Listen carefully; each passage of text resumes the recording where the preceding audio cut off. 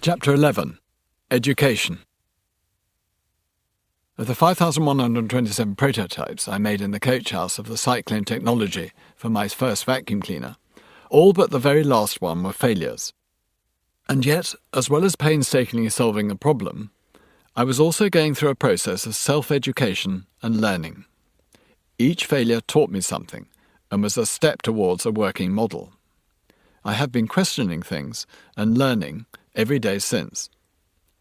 This, of course, is what engineers do, beginning as often as not as those children whose curiosity leads them to take toys and clocks and radios, and indeed the very latest technology, apart, while not necessarily being able to put them back together again.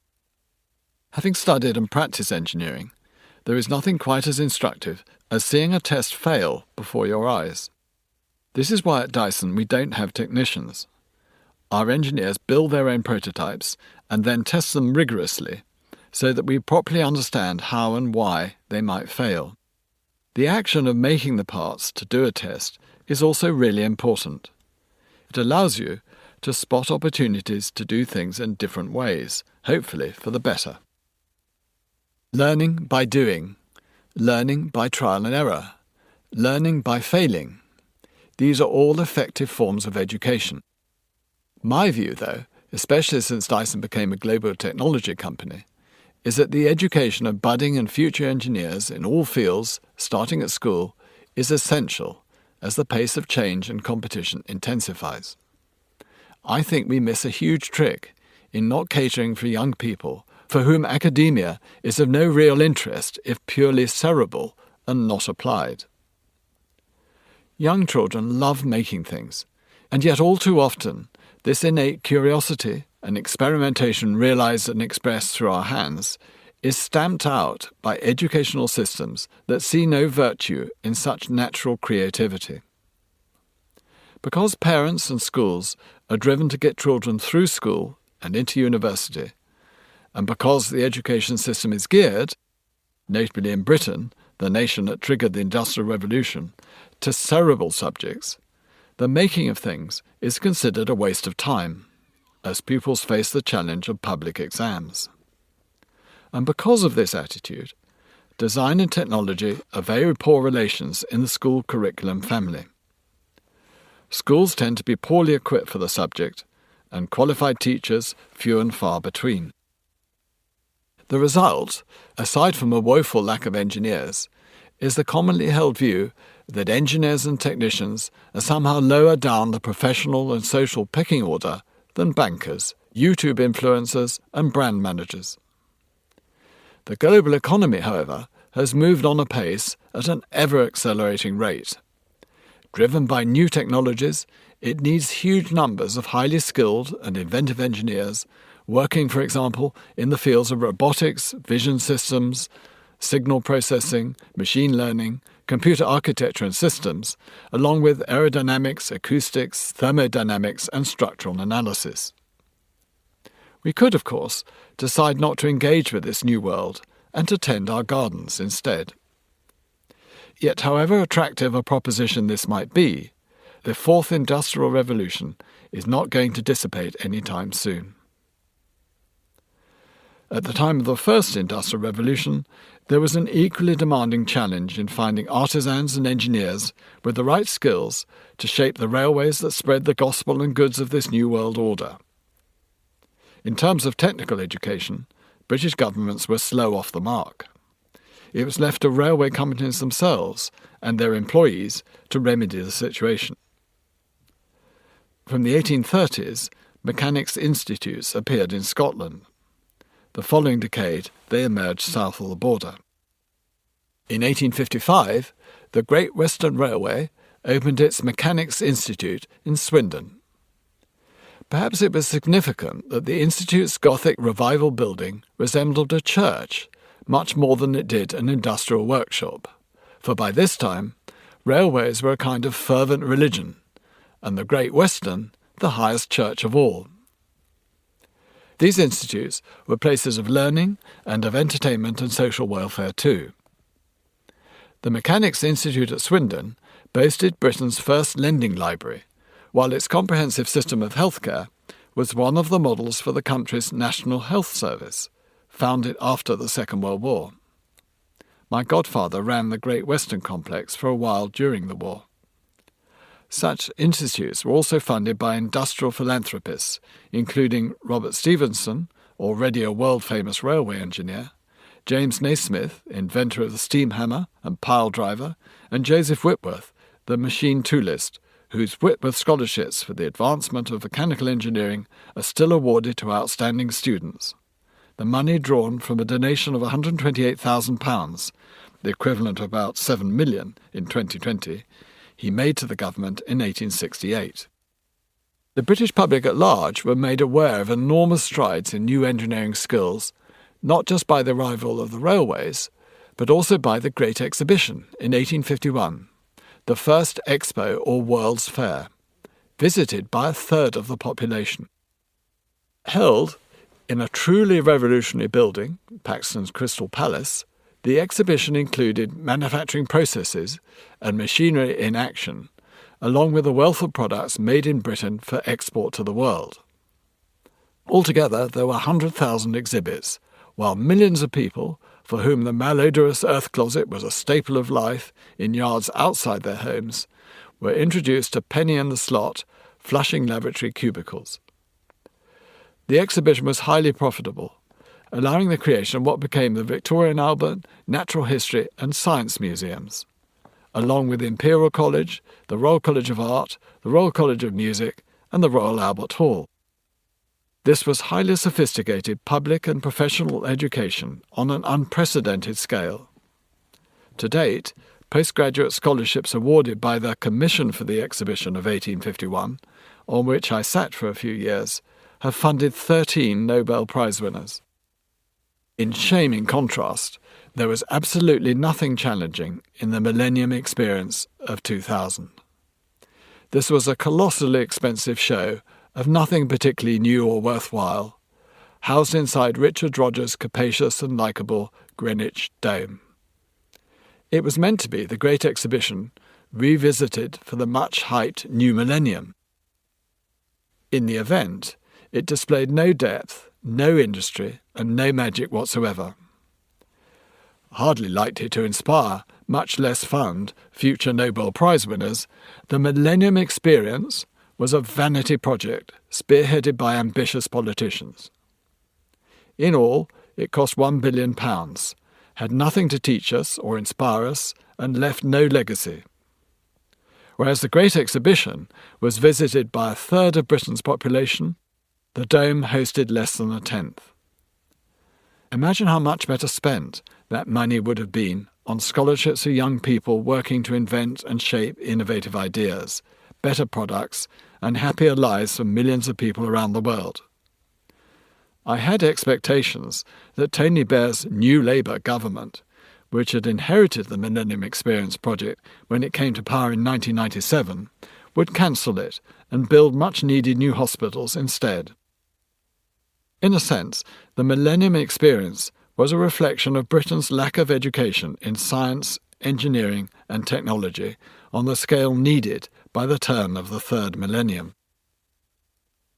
The problems dated back to the end of the Second World War, when a new Education Act spelt out the manner in which new generations of children were to be taught.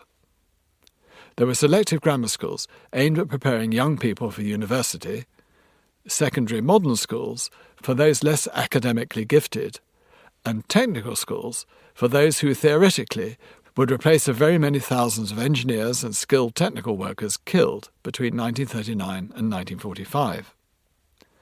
In practice, few technical schools were built.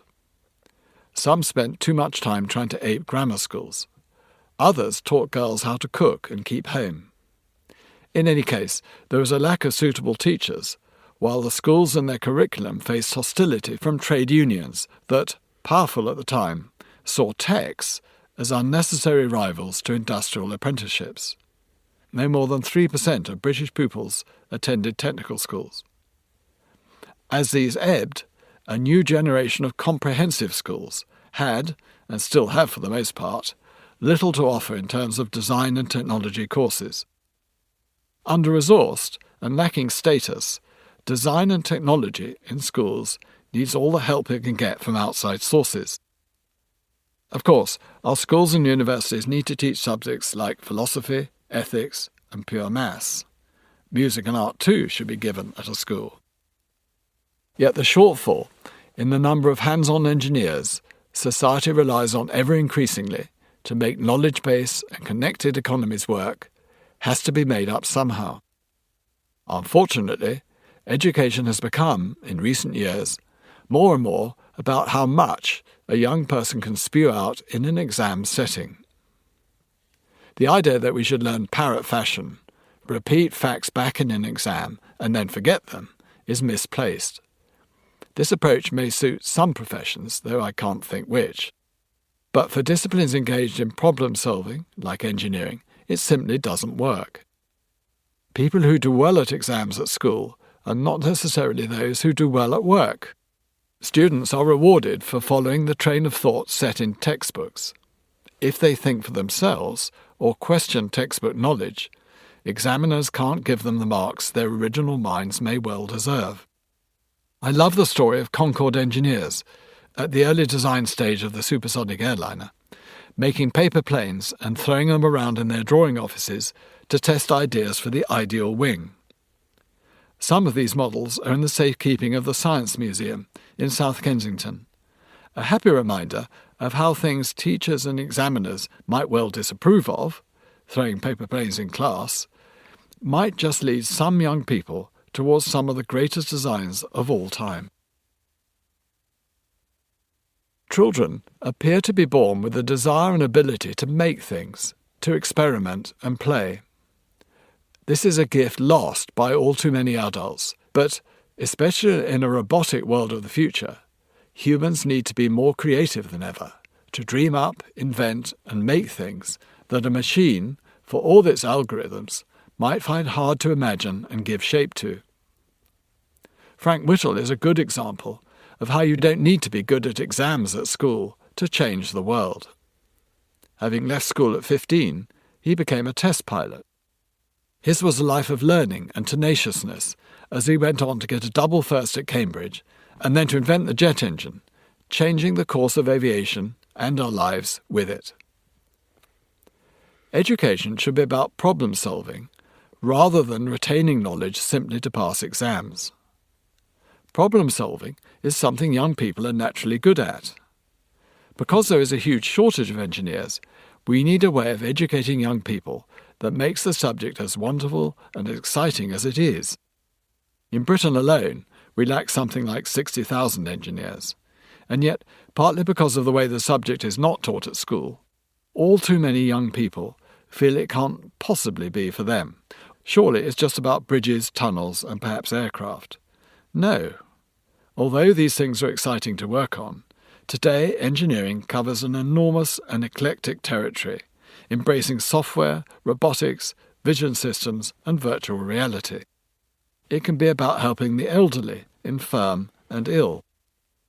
It can be about cleaning our oceans and the environment, developing sustainable materials, inventing products that use little energy, conceiving energy-generating materials, or, of course, inventing things that don't yet exist. Sadly, there's very little in the media for aspiring young engineers to get excited about, and certainly in Britain there's still a snobbery and dislike of manufacturing. To be unable to change a plug, repair a lawnmower, or hang a picture is all too often seen as a mark of cultural refinement and social superiority. And yet our humanoid ancestors set out on the story of invention and making things some 3 million years ago when they discovered tools, and in doing so found a new way to feed and clothe themselves and to create new forms of shelter. Progress appears to have been slow between then and the Bronze Age. Through the great civilizations of ancient Greece and Rome, it gathered speed, and with a few hiccups on the way, burst into a frenzy of invention in the period leading up to the Industrial Revolution. Ever since, inventions have tended to compound inventions, although the attractive idea of a wholly benevolent technological progress has been rocked time and time again by the demands of war, terrorism, and retrogressive ideologies. Without that first discovery leading to the invention of hand tools millions of years ago, there would be no electric light, no phones, no bicycles, buses, trains, cars, no aircraft, let alone computers, artificial gravity, and spaceships. Invention, then, is a human imperative. And while the story of invention is littered with failures, the determination to make a success of something new, whether the printing press, the steam railway locomotive, the telephone, television, the jet engine, to the World Wide Web and even the bagless cyclonic vacuum cleaner, is not only its own reward, it also brings previously unknown benefits to potentially billions of people. The drive to invent cannot be resisted by those in its thrall. Inventors rarely set out to make money per se, and if they do, theirs is more often than not a pipe dream. As for children, they need to experiment and play as they learn. Sometimes they might make something useful at school or handy at home. Equally, they might make something that seems very interesting but doesn't quite make sense, or at least not for now. Young people today have their own agenda of sustainability and caring for the planet. We know, through the James Dyson Award, that young engineers are capable of inventing the solutions. We need more young people to study science and engineering to solve these problems, rather than the daily stream of the same grandstanding campaigners. But we should surely want young people to think imaginatively and cut across the grain of perceived wisdom. These are certainly the young people we want at Dyson. Although there is no guarantee of success, disruptive ideas can revolutionize a company and its finances through intuition, imagination, and risk-taking, as opposed to market research, business plans, and strategic investment. During my time at the Royal College of Art, manufacturing was all too often treated by government as a grubby political shuttlecock, rather than as a crucible of creativity. Factories were a useful tool in terms of sopping up unemployment in regions of the country where this was unacceptably high. Central government gave generous grants for new manufacturing plants in the employment trouble spots. The real trouble, though, was that while grants made it an attractive proposition for companies to build new factories far away from the sites of their core businesses, factories could be, and were, built in places where the local workforce was either unskilled or used to working in very different ways, and where no appropriate investment had been made in technical education. When, for example, the Roots Group built the new Linwood plant near Glasgow in 1963 to manufacture the Hillman Imp, a credible rival to Alex Itagonis' Mini, and to create 6,000 jobs, things were to go very wrong. The Linwood experience caused Roots to stumble financially. The long-established British car conglomerate was taken over by the American giant Chrysler. The Linwood factory closed in 1981 with the loss of many thousands of jobs. Rushed into production, the Hillman Imp had been underdeveloped in engineering terms and badly built by a workforce drawn from redundant shipyards on the River Clyde. Industrial relations were bad from pretty much the day the Duke of Edinburgh drove one of the first cars out of the factory. The Linwood story shows the danger in both commercial and human terms of governments with little care for and no understanding of engineering and manufacturing, and playing politics with industry. Very few MPs today have worked in factories. Remarkably few have ever had anything like a recognisable job. Their entire careers have been as full-time politicians. Partly to help raise the profile and understanding of engineering, and partly because of my interest in education, in 2002 we formed the James Dyson Foundation, with funding from the company. One of the first things we did was to go back to schools, primary and secondary, to encourage young people to share our excitement with the world of engineering. We started by visiting local schools, our young Dyson engineers giving masterclasses. The first thing we discovered when visiting the local Westernburt school was that they had no products to experiment with in their design and technology classes. We started sending vacuum cleaners to schools and running classes ourselves to make the school curriculum more exciting and relevant. Asking young people to solve a problem, we learned, really fires them up. Discovering this was a big turning point. This is the key connection between how young people think and engineering. The 1,000 or so roadie boxes we sent out were labelled "First Identify the Problem." They also included challenge cards, asking students to respond to popular challenges like marble runs, balloon car races and underwater volcanoes. At the same time, we began introducing school children to the worlds of ingenious inventors, engineers and inventions. Amongst them cat's eyes, the ones headlamps catch in the dark to help keep us safe as we drive by night. The small-wheeled molten bicycle, Kevlar, the Tesla coil, geodesic domes, computer programs, memory foam, Thomas Edison, Sugru, a mouldable glue, windscreen wipers, Isambard Kingdom Brunel, Velcro, zip fasteners and the smart 4-2 car. Not long after Tony Blair announced his new academy schools in 2000, he asked me if I would consider getting involved. These were state schools, independent of the Department of Education, designed to raise standards in city centres and managed and part-funded by business. Given the challenges we could see and the interest we had, I said, yes, I would love to, and committed £12 million to the project.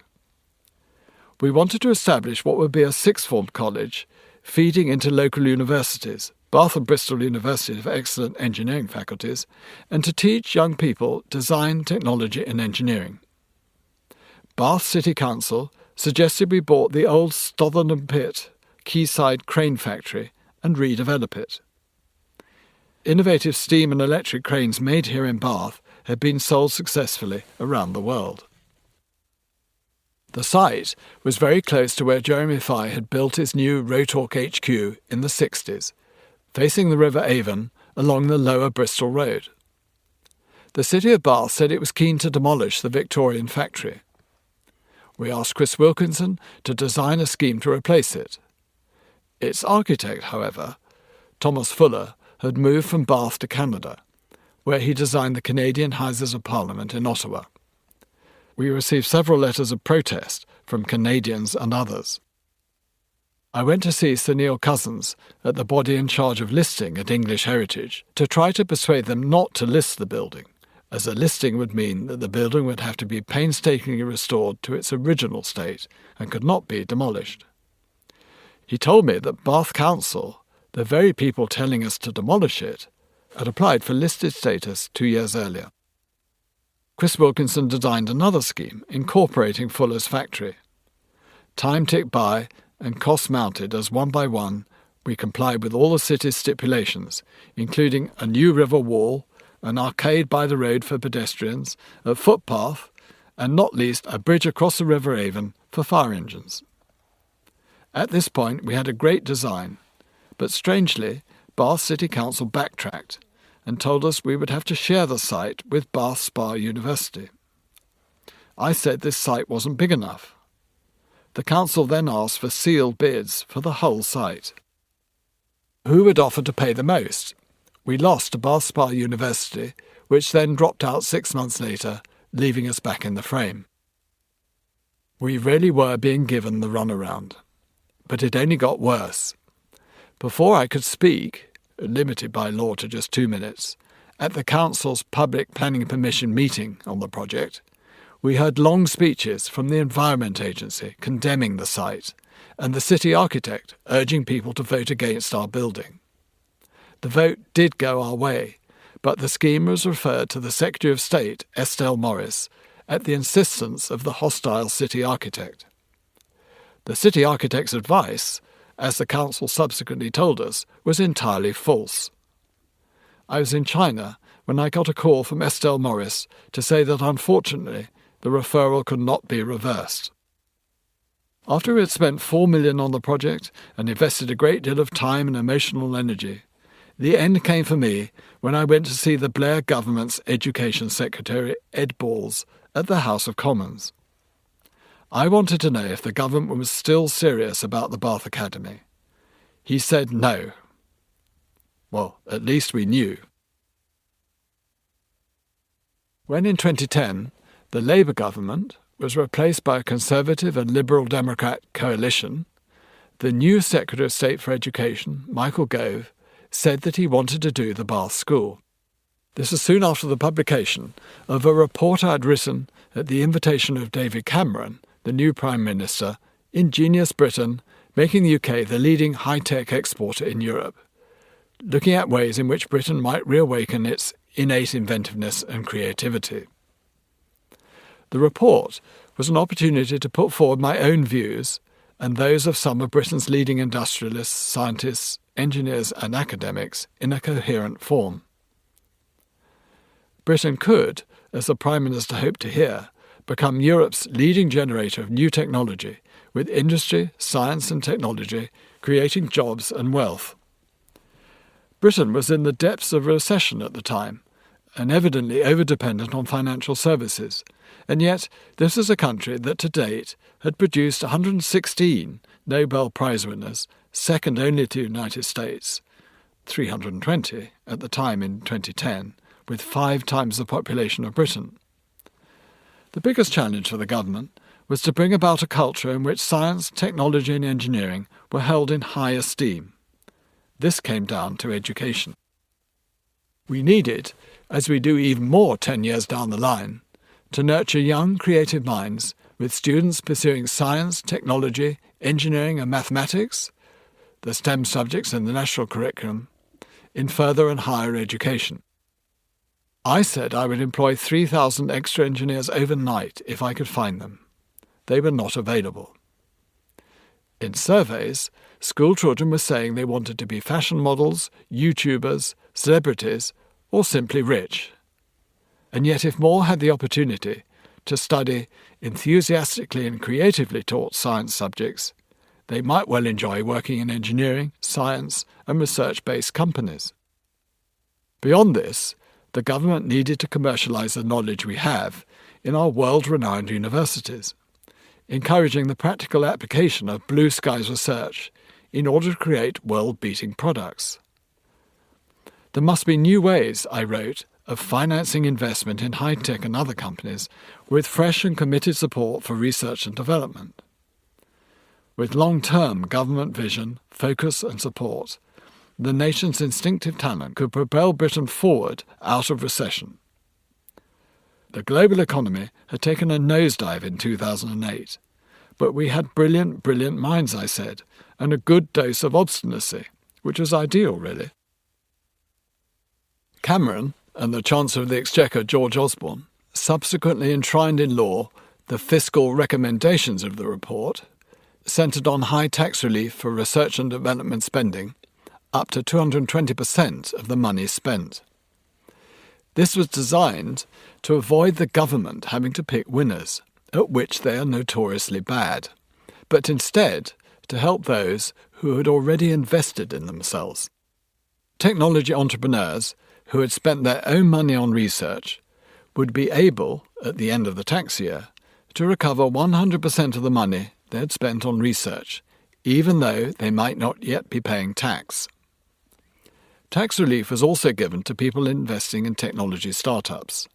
Startups are inevitably risky, and these measures were designed to encourage investors to support them, as well as match funding the entrepreneurs themselves. I'm happy to report that between 2010, when the tax incentives were introduced, and 2018, British companies had doubled their expenditure on research and development. Anyway, it was nice to have Michael Gove's support for the school in Bath.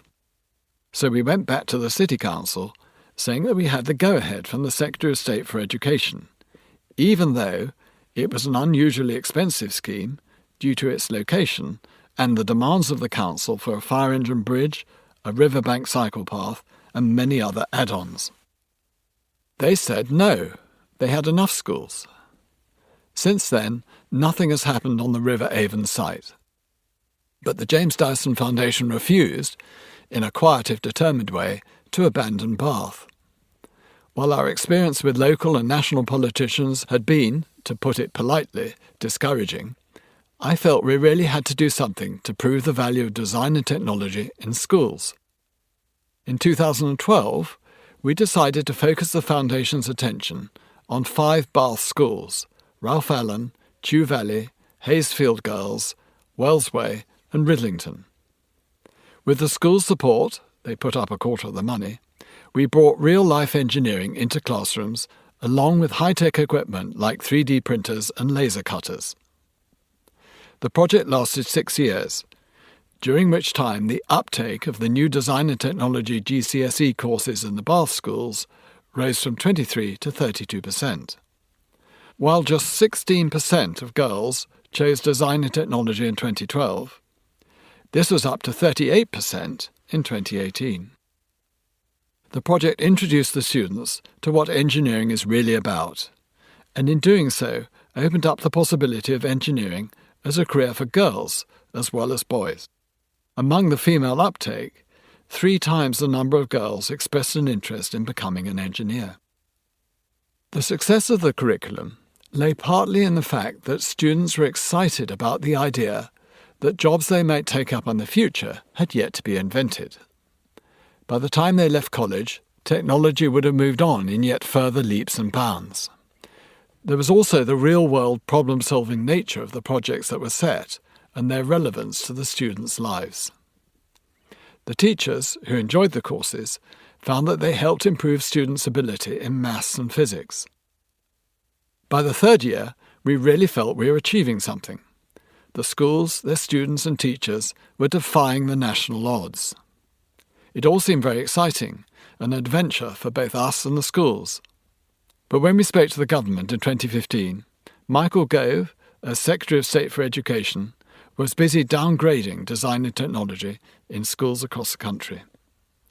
This caused a temporary drop in design and technology student numbers that year.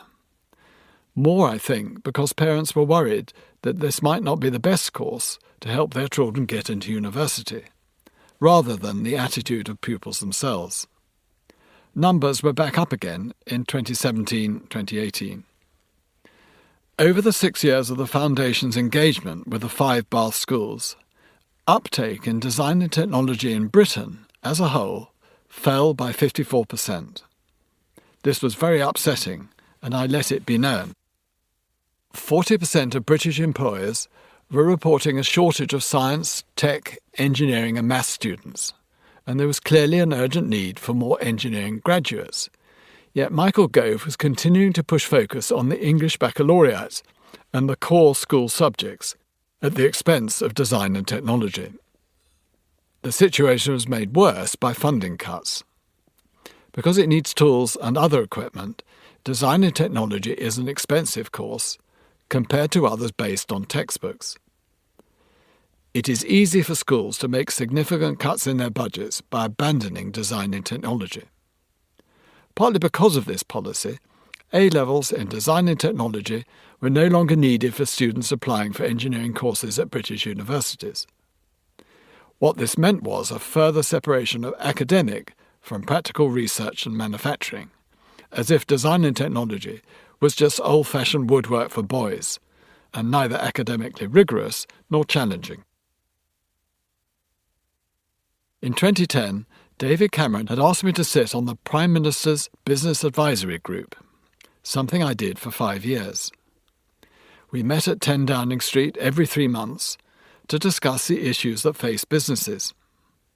Naturally, I represented the cause of engineering, technology and manufacturing, constantly stressing the need for more engineers and how important technology was to create exports. I was also the only representative for private businesses, which are always overlooked in government circles, where public companies and the lobby organisation, the Confederation of British Industry, are powerful voices. On one occasion, Michael Gove sat in on the Prime Minister's Business Advisory Group meeting in Westminster. I can't say much, but I didn't hold back in expressing my dismay about the downgrading of design and technology. What could I do? What could the Foundation do? In 2016, I went to Westminster to see Joe Johnson, Minister of State for Universities and Science. The meeting started rather badly because I went to the loo and discovered that he, in his British government building, had a foreign hand dryer. It wasn't a Dyson, and my hands were wet, so I began voicing another complaint. I don't know if he ever changed his hand dryer, but to his great credit, Johnson threw down a challenge on the shortage of engineers. If I wasn't getting anywhere with the education system in my quest to raise the number and quality of engineering graduates, why didn't I start a university of my own? At the time, Joe Johnson was nurturing his controversial Higher Education and Research Act through Parliament. If this became law, it would give degree-awarding powers to new education providers, and this could mean Dyson. While very excited by the idea of starting a university from scratch, I was fully aware of the dangers of Joe Johnson's bill. The National Union of Students took against it, calling it the marketisation of education. There was significant opposition in the House of Lords, led by Lord Patten, Chancellor of Oxford University, espousing the same reason. The universities of Bath, Cambridge, Oxford and Imperial College London also took umbrage at Joe Johnson's bill. I was also well aware of the dangers of turning universities into big businesses, with vice-chancellors acting like CEOs and many of their management staff earning salaries to match their new ambition. I don't think that we should be bringing foreign students into ever-expanding British universities for their money rather than for their culture and knowledge. I feel they're shortchanged, and this is wrong. I decided to be enthusiastic, despite residual doubts because of my largely negative run-ins with politicians. At Dyson, we certainly had good and really important reasons to take up Johnson's challenge. We had been taking on a high proportion of graduates for years, and when you walk around the Malmesbury campus, it does feel much more like a university than a company. The average age of Dyson staff is young, and though we work very hard, it's an enjoyable place to be. If we had operated in a narrow field of engineering, the university idea would not have worked, but since we work across and research a broad range of disciplines, I thought we could give the right range of experience to potential undergraduates. Everything from fluid dynamics, new technology batteries, software, new electric motor technology, turbine development, AI, algorithms, electronics, robotics and aerodynamics. We also had some land to spare, where we could build an undergraduate village. We approached a number of universities to partner with us, as in the first few years we would not be allowed to call ourselves a university or award officially recognised degrees. They said no. There was clearly some concern amongst Russell Group universities, a collective of those concerned with research, about us entering the sector. This seemed odd given that we're such a small fish. The WMG, Warwick Manufacturing Group, department at the University of Warwick, however, had the imagination to work with us. This large and influential department collaborates closely with research and education programs in industry. One of its key founders, Kumar, later Professor Lord Bhattacharya, the British Indian engineer, educator and government advisor, turned the situation around for us, and we have had nothing but praise for Warwick ever since. It all happened very quickly. Within 18 months of my meeting with Joe Johnson, and for an initial outlay by the foundation of £35 million, the Dyson Institute of Engineering and Technology received its first cohort of 44 undergraduates. These were top A-level candidates drawn from across the country. They had chosen us, a brand new venture, over established universities including Imperial, Oxford and Cambridge. It was humbling and thrilling at the same time to see these immensely bright young faces at Malmesbury. We had no idea in 2017 that just one slot featuring the launch of the Institute on BBC Radio 4 would prompt 900 applications for the 44 available places. We did offer certain attractions. There would be no tuition fees. Our undergraduates would work 3 days a week with Dyson on real research projects alongside young Dyson engineers, earning a proper salary, and we would teach them for the remaining 2 days. When the first undergraduates complete their 4-year course in 2021, they will and should be debt-free. I find it extraordinary and truly sad that most British graduates are saddled with huge debt at the very moment they go out into the world. Our graduates will have studied intensely, worked for a living, and gained immense experience. They're not tied to Dyson. They can go where they like. They will owe nothing financially, although I hope as many as possible will want to stay with us. The idea of starting a university from scratch raised a number of issues, from the practical to the pastoral. Where would the undergraduates live? I asked Chris Wilkinson to come up with a scheme for student accommodation on site at Malmesbury. His first version was for a student block. However, I was keen that students should feel like independent individuals when they came to join us at Malmesbury, and live in houses of a kind that would feel their own. I wanted these to be made in factories, as symbolic reference to our world of manufacturing products.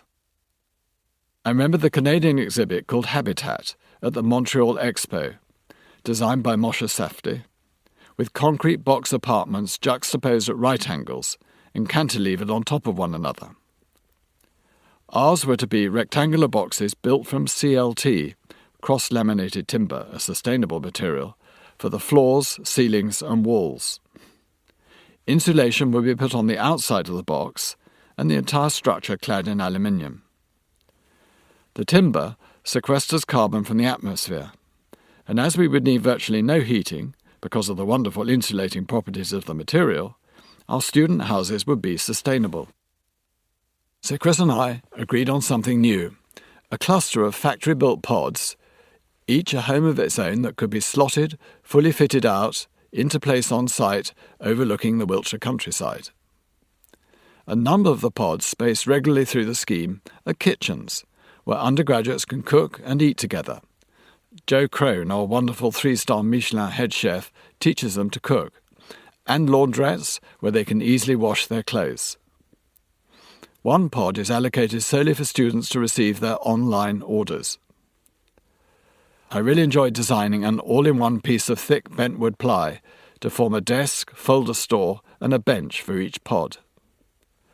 The pods, which were lifted into place by cranes, form a semicircle, and at the centre of the arc, Chris Wilkinson has built our roundhouse cafe, library, clubhouse, and a separate sports hall in the shape of an aircraft hangar. And just beyond these, there are Dyson's other cafes and laboratories.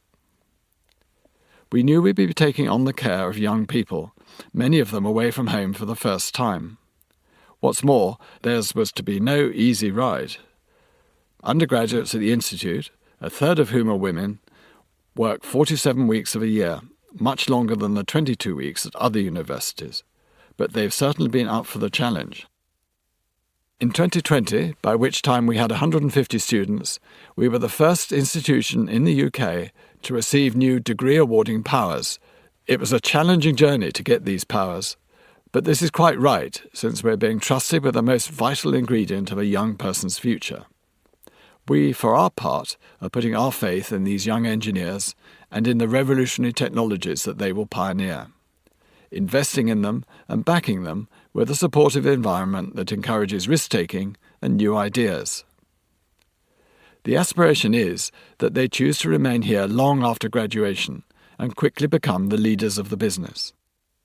In this way, I believe the Dyson Institute represents a modern, forward-thinking 21st century education relevant to the world of work. The undergraduates have a unique education at Dyson. They're working with the best engineers and scientists in the world, real practitioners. They learn and invent alongside them. They experience a very wide range of disciplines on products and research that go into production quickly. It's not for the faint-hearted. As well as having a 47-week year, they're here for 4 years rather than 3. I estimate that this represents 2.5 times the teaching offered by traditional universities. Plus, the students are working on real, live products. We positively encourage them to think against the grain, to come up with entirely new ideas. The aim is to give students wings as well as degree certificates, allowing them to take creative flight. With their training, they are also professionals from day one. I'm often asked what we will do next: expand, take on more undergraduates, build a bigger campus? In fact, I'm keen to keep the institute, or university as it will soon be known, small.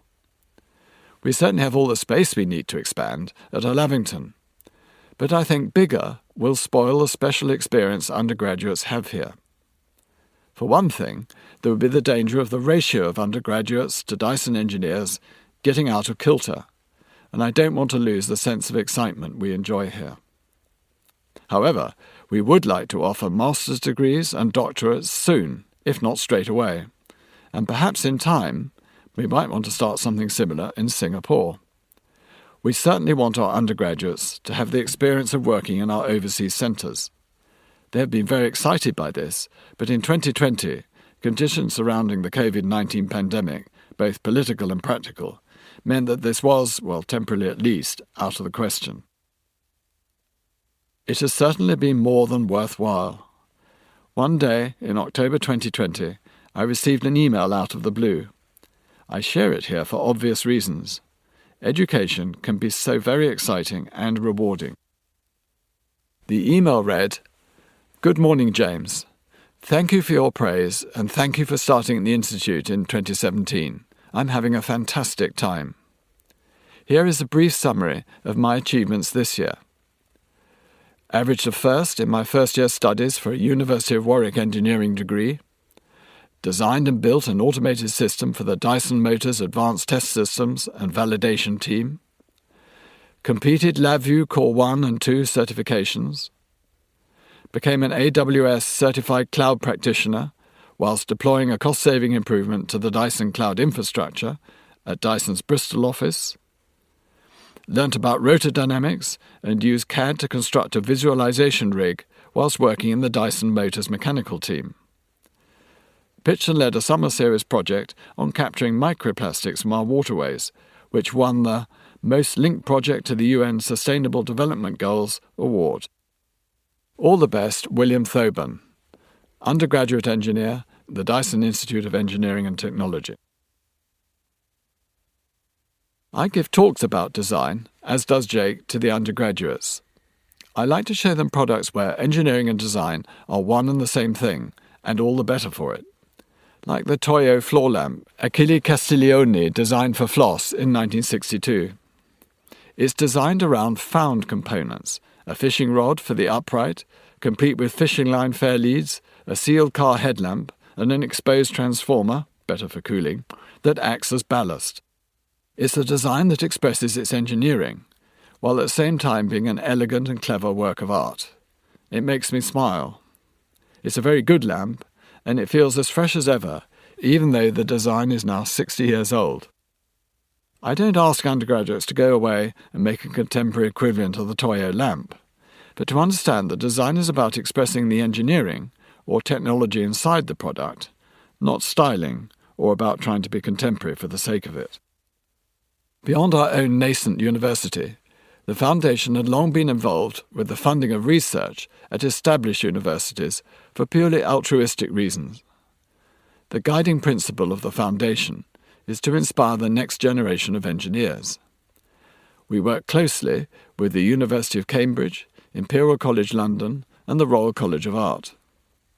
We also have a wider relationship with research projects we fund at Southampton, Leeds, and Newcastle universities, where many of our motor teams studied, and more recently with universities in Singapore, Malaysia, and the Philippines. The James Dyson Building for Engineering at Cambridge, designed by Nicholas Hare Architects, provides space for 1,200 postgraduate engineers supporting world-leading research. The building itself is a testbed of building technology and performance. Fibre optic sensors in its foundation piles, concrete columns and floor sections yield live data concerning temperatures and structural strain, providing a picture of how the building is behaving. The result, says Nicholas Hare, is a building that's more of a living creature than a passive block of material. We can ask the building how it's feeling, and the building can reply. We've given £8 million to Cambridge to build a research laboratory and a design and make workshop, and a further £10 million for a professorial chair in fluid dynamics. We work closely with the Whittle Laboratory and the university's Department of Energy, specialising in thermofluids and turbomachinery. The laboratory is special for me, not least because it was opened in 1973 by Sir Frank Whittle, and it's where we've tested our tiny electric motor, an example of domestic turbomachinery, alongside mighty Rolls-Royce aero engines.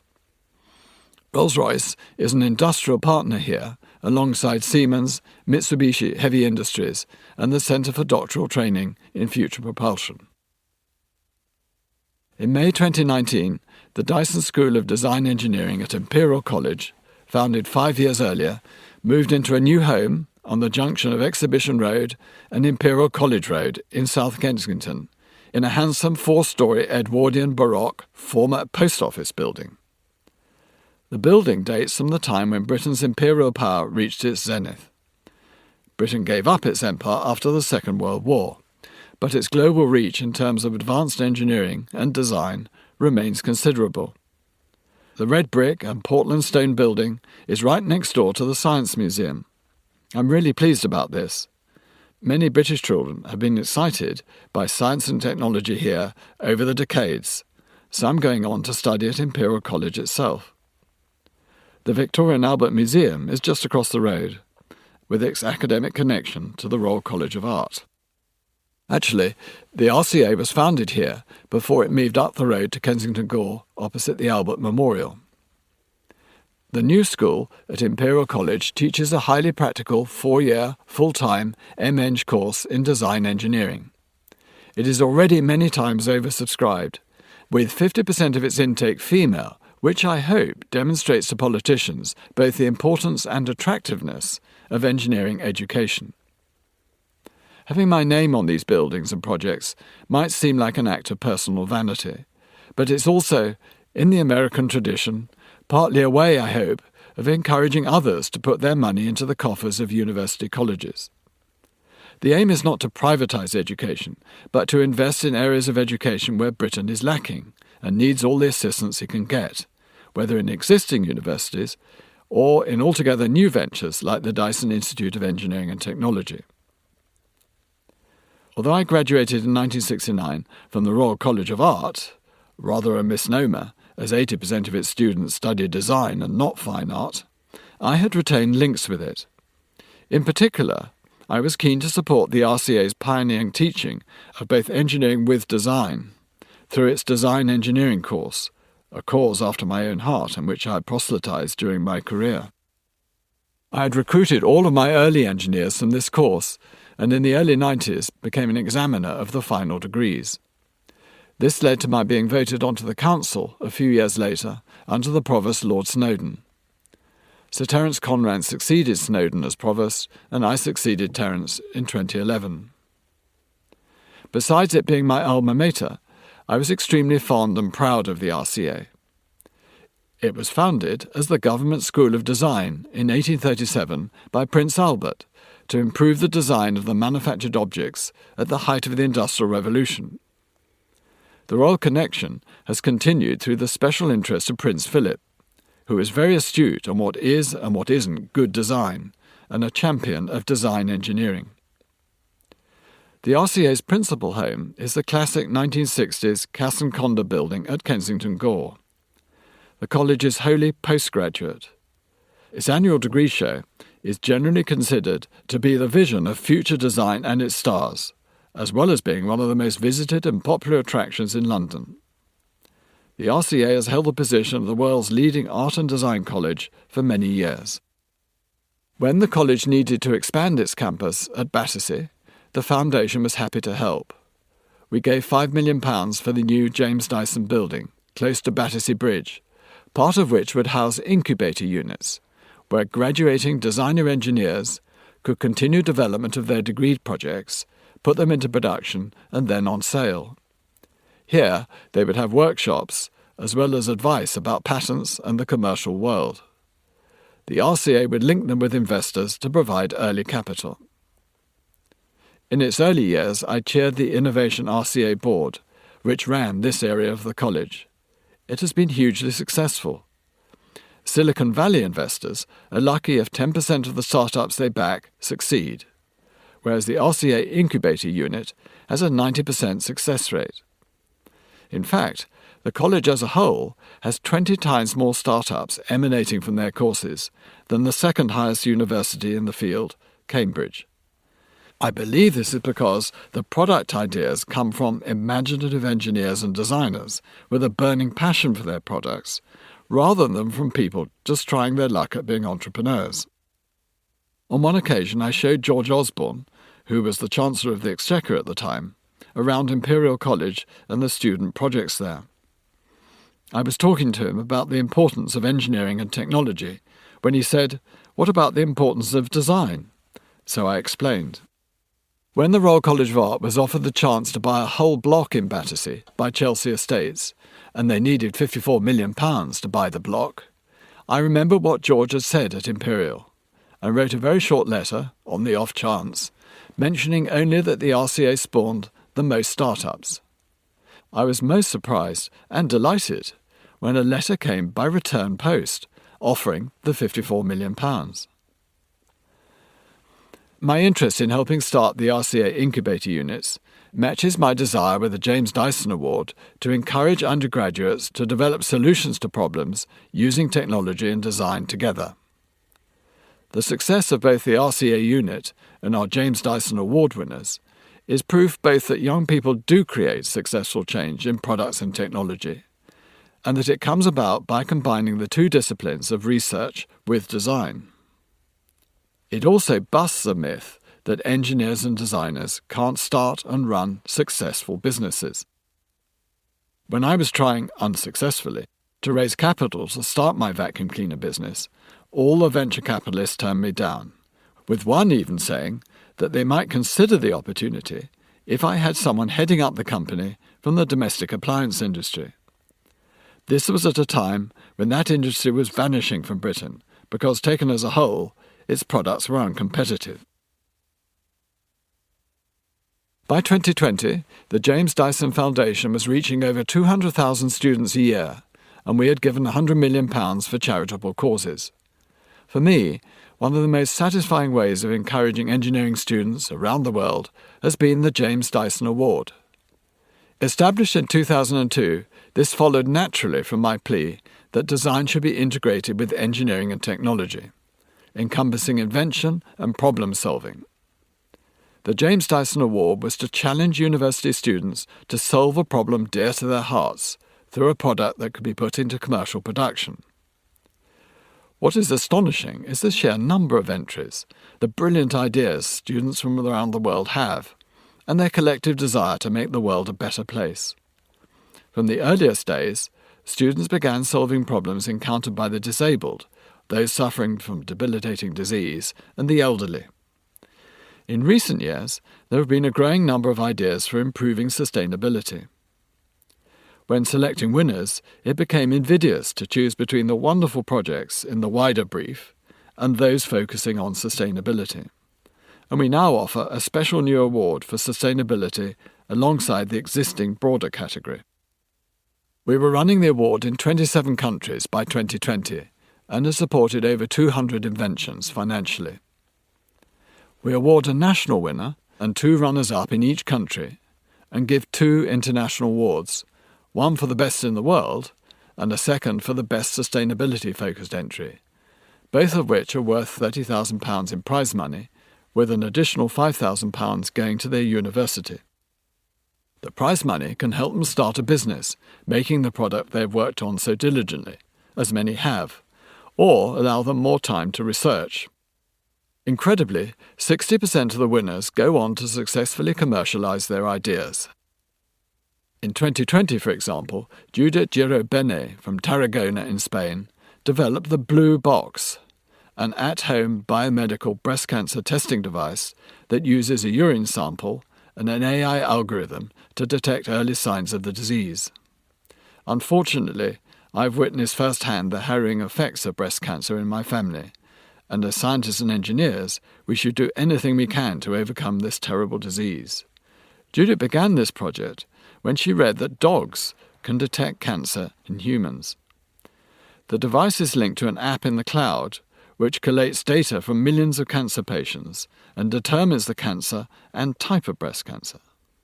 This can enable more precise treatment while expanding our global knowledge of cancer. It also controls all communications to the user, putting them in touch immediately with a medical professional if the sample tests positive. The blue box strives to change the way society fights breast cancer, enabling women to test at home and giving all women the chance to avoid an advanced diagnosis, making screening a part of our daily lives. This is really important because according to the Centers for Disease Control and Prevention, 40% of women skip their breast cancer screening mammogram, resulting in 1 in 3 cases being detected late, leading to a lower chance of survival. 41% of those who skip mammograms say it's due to pain. Unfortunately, for a long spell, COVID-19 prevented Judith from continuing her research at the University of California, Irvine. But I'm hopeful this will not have a long-term impact on her success.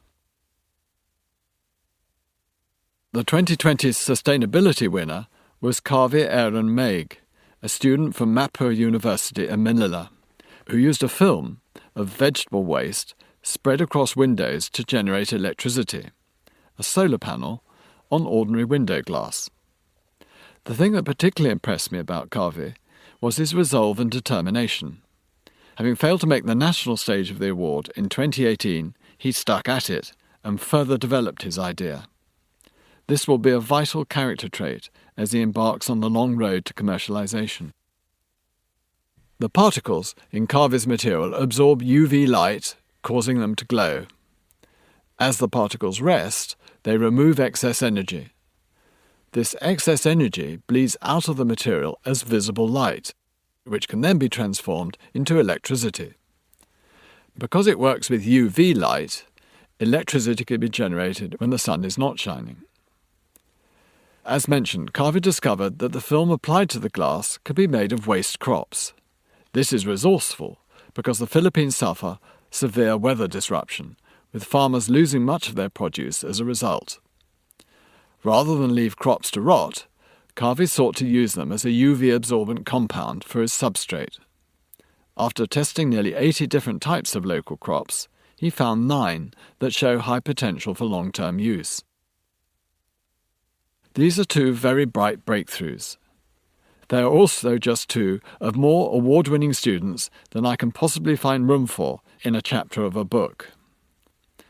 I have to mention a few more to show how invention courses through the minds of bright young people and can lead, at a very young age, to products we can use in our everyday lives and that can create jobs and further livelihoods too.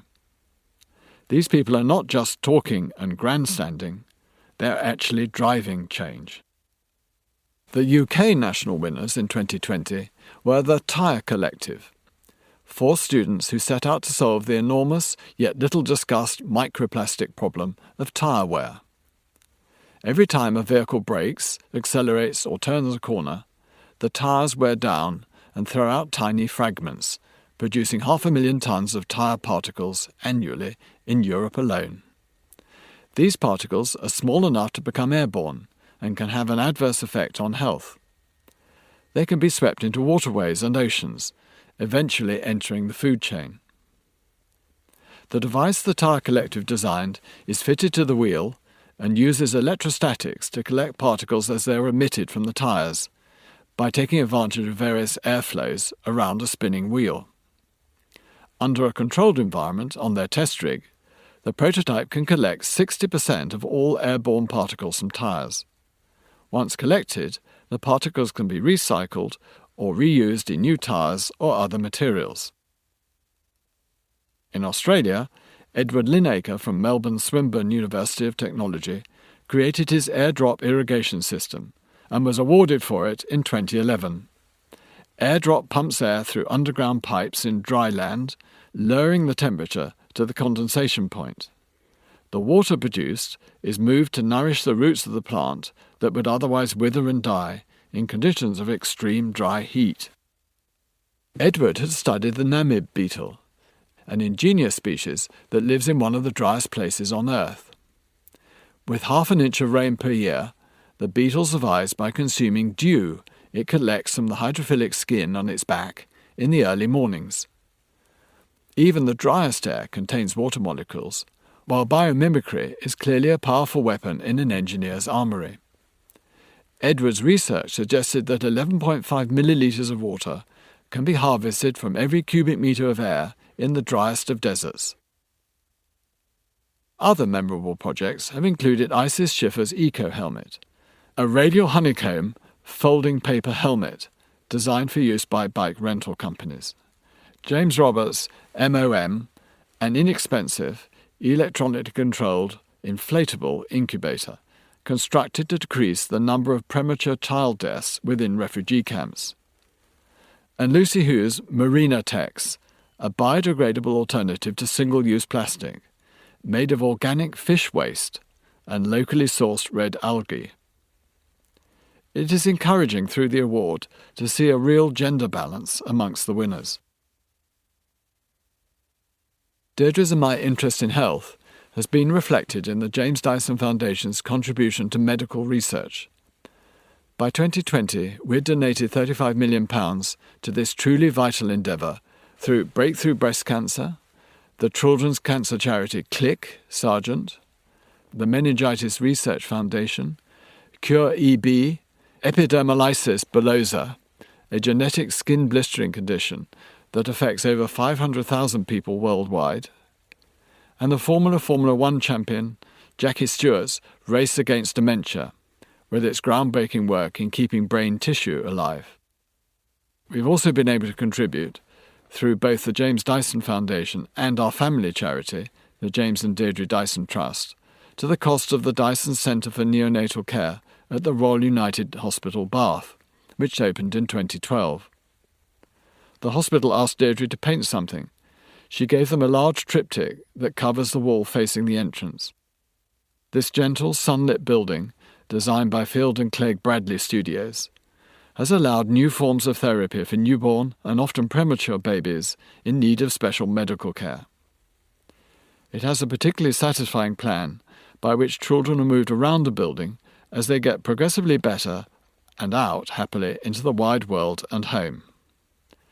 Research we funded has found that of babies studied, 90% recuperating in the unit went home breastfeeding, compared with 64% in the former prenatal building. The study also showed that babies are better rested, sleeping on average for 22% longer than in the old unit. This research was the first in the world to adapt and use accelerometers to measure the respiratory and sleep patterns in babies in order to monitor their reaction to the surrounding environment, using an extremely low-power, self-contained wireless device. These are normally used in aircraft and smartphones, and increasingly in sports and athletics. Bath Rugby Club, for instance, uses the technology to analyse player training techniques and fitness. It was far less invasive than the other intrusive methods, including ECG, and information from ventilator circuits, which have been used to measure this. Infrared tracking technology was used to pinpoint staff movements in the building and test the efficiency of the design. The study found that nurses in the new building spend 20% more of their time in the clinical rooms with the babies, meaning more time spent caring for them. Lux meters were used to take light measurements according to specific times, dates, and outside weather conditions. Up to 50% more natural light was measured in the new building. This ensures a natural circadian rhythm, allowing the babies, parents, and staff to perceive the changing day, aiding the baby's sleeping and eating habits. Sound pressure level meter readings were taken, and an average level for each hour was documented in decibels. Noise levels in the special care unit have decreased by over 9 decibels on average from those in the old building. It is suggested that the increased sleep observed in the babies relates to this reduction in background noise. If a prenatal clinic takes us all the way back to the very beginning of our lives, Gresham School takes me back to the earliest days I can remember. In 2019, Deirdre and I gave £18.75 million to Gresham's to pay for its new Dyson building, known to pupils as the STEAM building, a rather old-fashioned name perhaps for a science, technology, engineering, art and maths department that will, I hope, supercharge my old school's performance in science. Science and the arts, that is. Here, the aim has been to reconcile C.P. Snow's two cultures, science and art, and in doing so, to weave the threads of invention, innovation, design, engineering and technology together in energetic young minds, and of course in those of their hard-working and gifted teachers. Deirdre and I enjoy supporting new ideas enthusiastically espoused by inspirational leaders.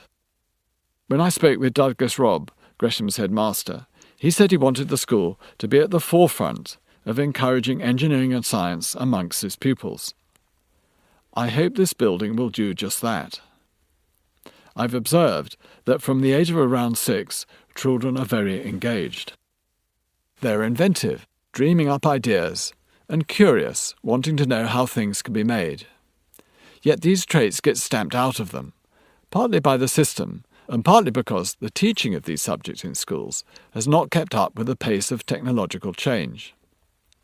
By creating special new spaces in this new building, I hope that we can foster, inspire and educate more brilliant young minds. Spaces will be equipped with the latest technology to ensure the highest levels of teaching, from robotics and programming to artificial intelligence and machine learning. The building will also provide greatly improved opportunities for the outreach programme Gresham's runs with local schools. And the school will be nurturing links with the Dyson Institute of Engineering and Technology. The building itself, designed by Chris Wilkinson, balances the arts and crafts style chapel at the very heart of the school, which will face across a large grass quadrangle.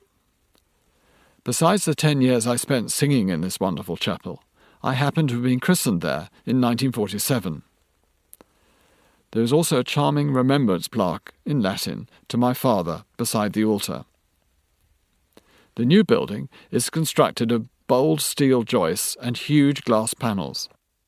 It is a building expressing engineering, yet softened by the plants growing up it.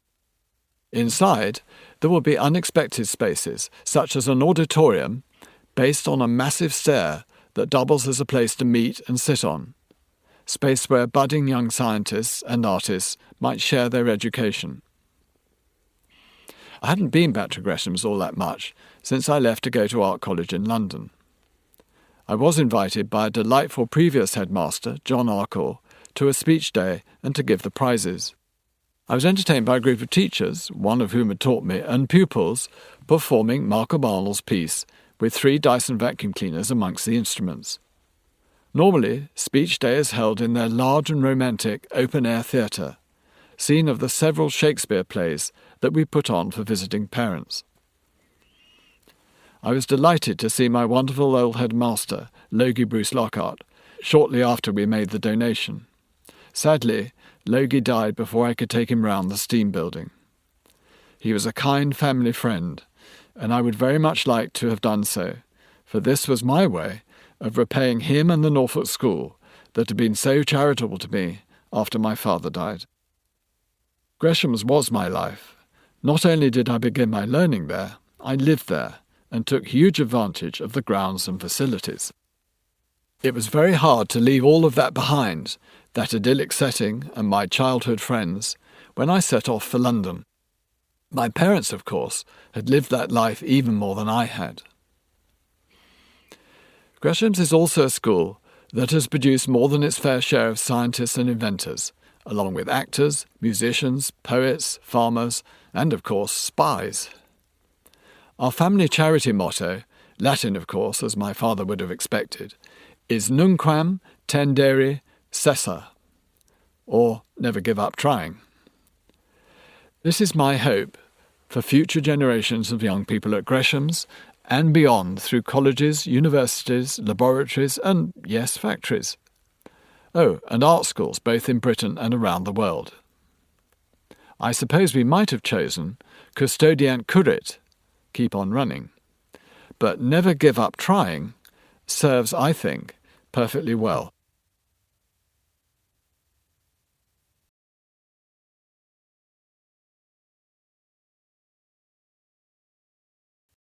Chapter 9. The Car. I've always been horrified, even as a child, by the clouds of black smoke emerging from the back of vehicles, especially diesels. As a pedestrian, a cyclist, or in a car following directly in the slipstream of a diesel vehicle, you breathe in a huge volume of this filth. In Britain alone, 34,000 people a year die from inhaling exhaust fumes. Exhaust is carcinogenic, affecting the lungs in particular. My father died prematurely from lung and throat cancer, and perhaps because of this, exhausts expelling dangerous particulates continue to repulse me. I happened to make a trip to London at the time of the Great Smog of December 1952. Coal smoke was the villain of the piece then, but I remember not being able to see beyond my hand, and later learning that at least 4,000 people died from lung conditions, and something like 60,000 died from heart attacks after particulates had entered their bloodstream. The government hid the true statistics, and these remain hard to uncover. In recent years, poisonous smogs may be a memory in countries like Britain, largely because petrol and diesel engines have become less smoky. This is partly because particulates have been made smaller. Yet while exhausts today may appear to be cleaner to the naked eye than they have been in the past, they are not free of dangerous gases or the same but very small particulates. Traditional automotive manufacturers and governments have long continued to ignore fundamental problems with internal combustion engines and diesel exhaust particulates. Early in the development of my cyclonic technology, separating particulates from an airstream, I needed to count and size particles as small as 0.01 of a micron. Nobody else making vacuum cleaners at the time was interested in measuring particle sizes. It was a hard and very technical thing to do. But to make meaningful leaps in filtration efficiency, it was something I had to understand. In 1983, I visited a spin-out company from the University of Minnesota. It had developed a suitable aerodynamic particle counter. Sadly, it cost an enormous amount of money, and I couldn't afford it at the time.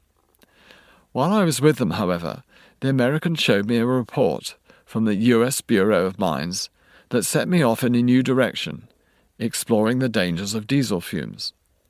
The report suggested that laboratory mice and rats were suffering heart attacks and developing cancer and other major health problems when exposed to diesel exhaust. Back in the coach house, we began developing various particulate catchers using cyclones and other novel technologies. This led me to demonstrating one to Anthea Turner on Blue Peter. We ran this research project for around 10 years, developing more sophisticated methods than the version we showed Anthea. We ended up with a rather different design, with the particulates being captured on an electrically charged rod. Once we had it working, we asked around within the automotive industry, showing it to both manufacturers and users. Nobody wanted to fit it. They felt that the difficulty of disposing of the collected soot was not something either they or their owners would want to deal with. Some claimed they would fit ceramic traps, but these would clog with particles like vacuum cleaner bags do. Diesel pollution only got worse. During the 1990s, when diesel fuel was significantly cheaper than petrol in Britain and Europe, manufacturers, with the support of the EU and supposedly scientific backing, claimed that diesel exhaust was cleaner than the exhaust from petrol engines. While it's true that diesel exhaust produces less CO2 than that of petrol engines, more significantly, it emits dangerous levels of nitrogen oxide, NOx, and trace metals on dust particles. The European automotive industry was very successful in promoting the spurious case for diesel. It needed to do this because it had invested so very heavily in the production of diesel cars, unlike, say, the United States or Japan, where diesels were a rarity. The European automotive lobby was so successful that David King, chief scientific advisor to the new Labour governments of Tony Blair and Gordon Brown, disgracefully fell in line with Brussels to promote diesel over petrol. In 2001, the British government cut fuel duty on diesel fuel, prompting a rush to buy diesel cars. The decision was clearly and dangerously wrong. The problem of filthy car exhausts continued to haunt me. At Dyson, meanwhile, by 2014, we were developing ever more efficient batteries. We had been working on high-performance electric motors for some time. We also had research programs on air purifiers and heaters. We were pursuing a range of new ideas for products, including hair care. It occurred to me that what we were developing was the very technology and know-how that together spelt the development of an electric car. At the time, the motor industry was still ignoring electric cars, and industry projections for electric car adoption were tiny, a mere 5% market share by 2035. I thought they had it completely wrong. Surely people didn't want to go around polluting each other. They would vote with their feet and go electric, as indeed they're now doing. With hindsight, of course, it was a mistake to invest so much time, energy, emotion, and money in what turned out to be a much bigger project than I'd imagined. Nevertheless, the logic of using our core technologies in an electric car, a market that the incumbents had underestimated, was compelling. We wanted to build not just the best electric car on the market, but one of the best possible of all cars. We were very ambitious. In 2014, we began putting together an exceptional team in our converted D4 building in Malmesbury. This is where the vacuum cleaner assembly lines used to be. Wilkins & Eyre turned it into a secret office studio away from all other products, well hidden so that nobody knew what we were doing. The project would soon grow. We needed ever more space, especially if we were to manufacture the car in Britain. Over the next 5 years, we developed a radical car loaded with technology. In doing so, we solved lots of problems traditionally associated with electric vehicles and made great progress, completing a very efficient and, I hope, original car ready for production. There was a huge amount to learn. Typically, we wanted to do everything ourselves, to engineer a pure Dyson car. Of course, we had certain doubts. During the early years, for example, we tried to see if we could buy or develop a chassis from someone else, a bit like Tesla had done when it adopted a Lotus chassis, even made by Lotus. For a moment, this seemed a clever and streamlined way of going about things. Yet having explored the possibility, and finding that no car company made one remotely suitable, we were free to start from scratch. The cost of developing our own chassis was huge. It did, however, have the long-term advantage of allowing us to adopt a different chassis layout to create additional space for both passengers and batteries. As for the range, or the distance it could travel on one charge, this was perhaps the key driving force of the project. Even the best electric cars on the market had a maximum range of 200 to 300 miles. Our research showed that people who were hooked on petrol and diesel cars would only seriously consider an electric car if it could do more than 600 miles before recharging. Interestingly, we also found that the distance of the long journeys people make by car tends to be the same length country by country, including even the United States. We knew we needed to beat the competition in terms of how far the car would go before recharging. 2 tiers of trays of lithium-ion batteries filling the long wheelbase gave the Dyson EV, electric vehicle, though our code name was N526, a range of 600 miles, even on a cold wet day with headlights on and aircon or heating working hard. I know people argue that many drivers only commute 30 miles a day, and this may be true, but we found that everyone does a 600-mile trip at least once a year. Having to stop to recharge on a trip to Newcastle, 300 miles from London, simply wasn't on. While it's true that recharging is speeding up, the aim was to give N526 the range and convenience of petrol cars. Diesels too, of course, until they go. How to achieve the 600-mile range was our key focus. This involved maximising the efficiency of motors, drive subsystem, heating and cooling, wheels, tyres and aerodynamics. To get this range would mean a lot of batteries, which are heavy and take up a lot of space. As a result, the Dyson car would be big and expensive. Not only are batteries costly, but the battery management, electronics and cooling system componentry associated with them are equally expensive. Reducing the cost of battery cells will not on its own reduce the additional costs of electric cars, unless the battery management electronics and cooling system are also simplified. At Dyson, our scientists are working hard on an entirely new generation of compact and highly efficient solid-state batteries. In lithium-ion batteries, the charge is transferred between the anode and the cathode through a liquid electrolyte. And this electrolyte becomes overheated, causing degradation, preventing fast charging, and is prone to fierce fires. Modern batteries use cobalt, which it's widely accepted should not be used, since it's a rare earth metal with a difficult supply chain. Solid-state batteries are constructed of layers of deposited material on an ultra-thin substrate that are then layered to form a solid multi-stack. Fires and overheating should be a thing of the past. However, the depositing of metals on ultra-thin substrates in high volume and forming multilayers is problematic. These would have replaced N526's lithium-ion battery pack, and, vastly increased efficiency aside, they would have made the car much lighter than its prototype curb weight of 2,600 kilograms. Traditionally, batteries have been the Achilles heel of electric cars throughout their remarkably long history. Ideas for electric-powered vehicles date back to experiments conducted as long ago as the late 1820s. A revolution of sorts took place with the development of the lead-acid battery, with Gaston Planté, a French physicist, leading the way in 1859. Electric cars were popular from the 1890s. They were quiet, refined, fumeless, and easy to start, drive and maintain. By 1900, of the 4,912 cars produced in the United States, 28% were electric. Among them were Baker Electric cars of Cleveland, Ohio. Aimed at women drivers, these highly crafted automobiles were in production from 1899 to 1915.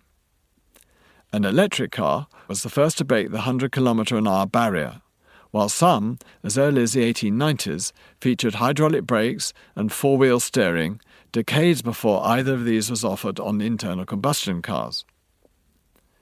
The early electric car's fate, however, was effectively sealed for several generations by a combination of Henry Ford's mass-produced Model T of 1908, the invention by Charles Kettering in 1912 of the electric starter motor, and in the United States by a glut of cheap Texas oil.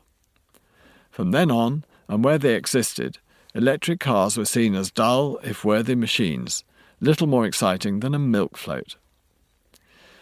When we came to designing our electric car, we knew it had to be special, but not a petrolhead's car by any stretch of the imagination.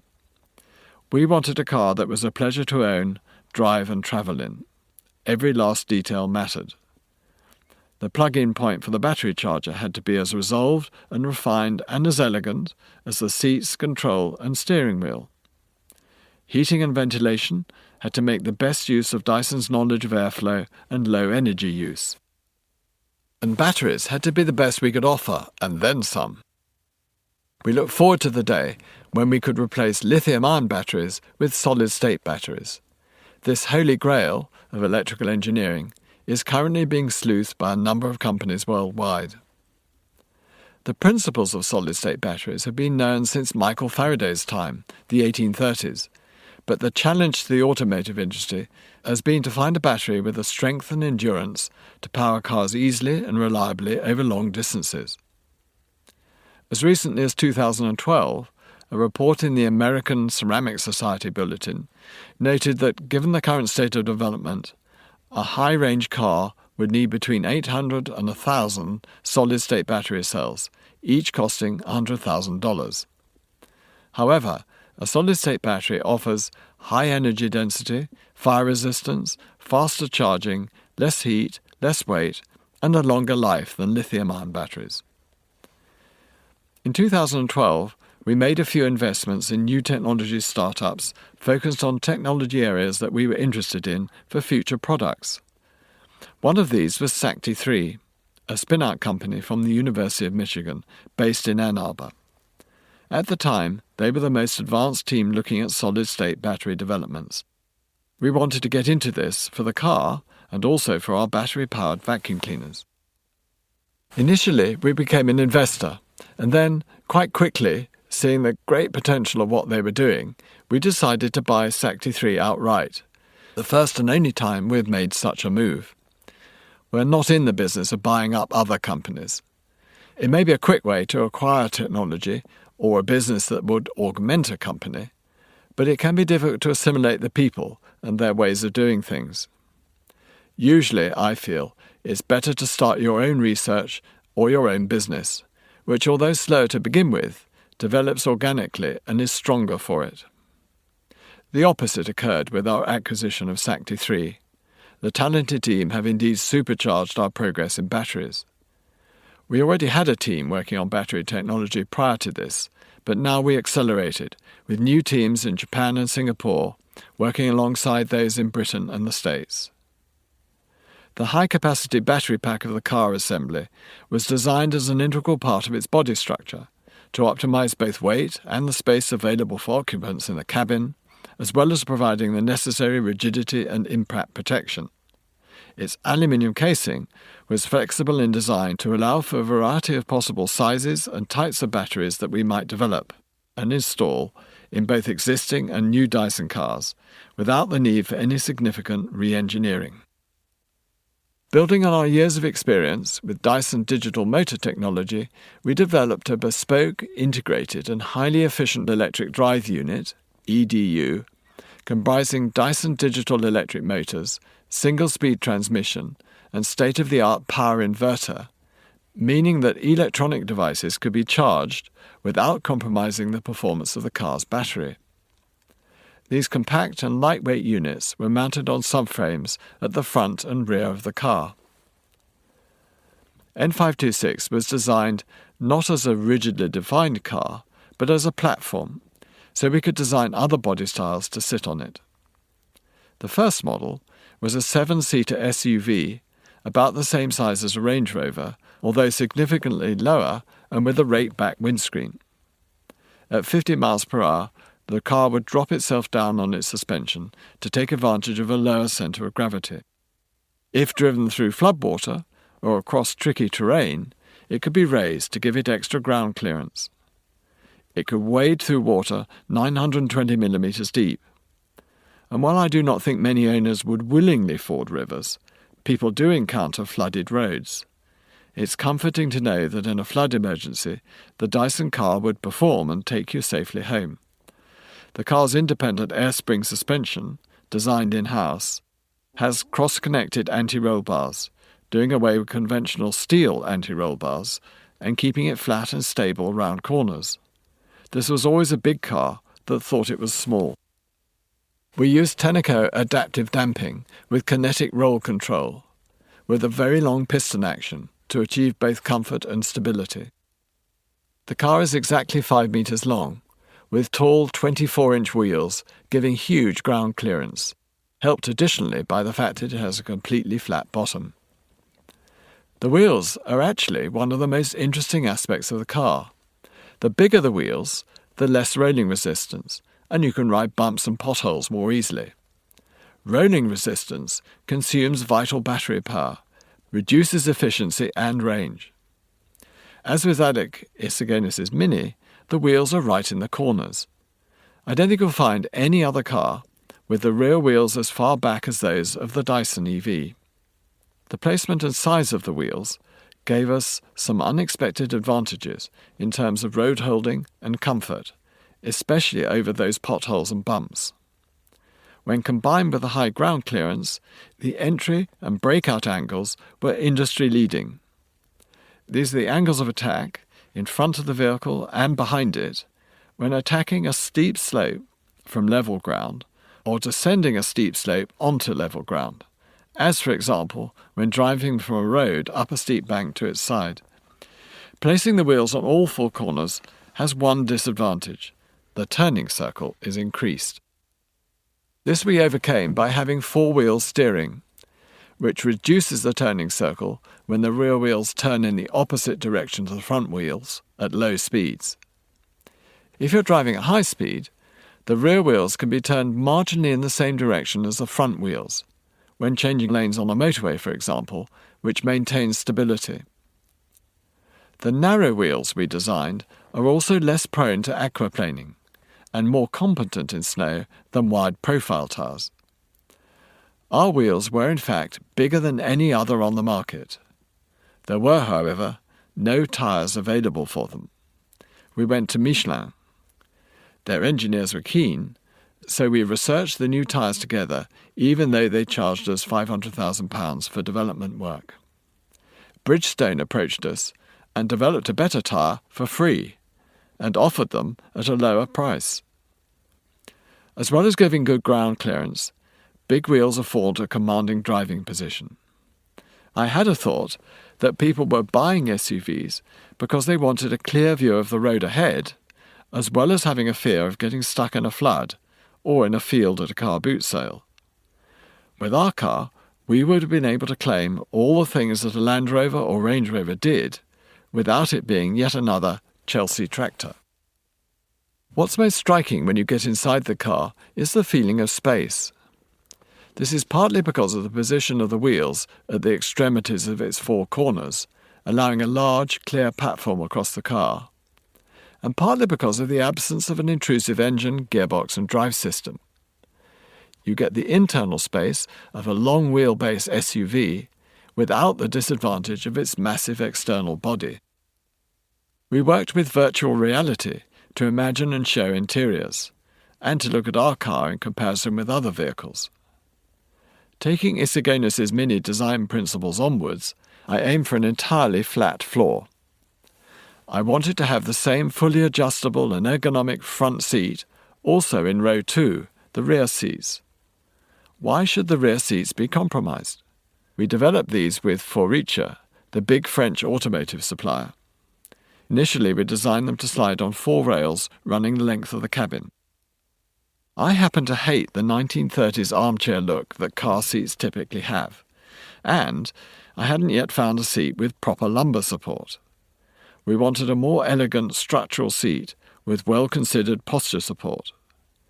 When you sit in this, it gives you that support in all the right areas.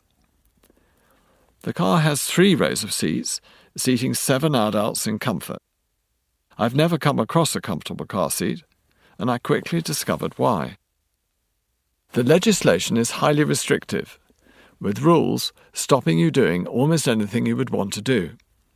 In particular, the rules seem to prohibit any softness or yield in the seat. They also assume that in a crash, you're shunted 100 millimeters backwards. So in fact, the headrest only comes into effect when you do crash. Eventually, we managed to comply with these rules while also having a comfortable seat.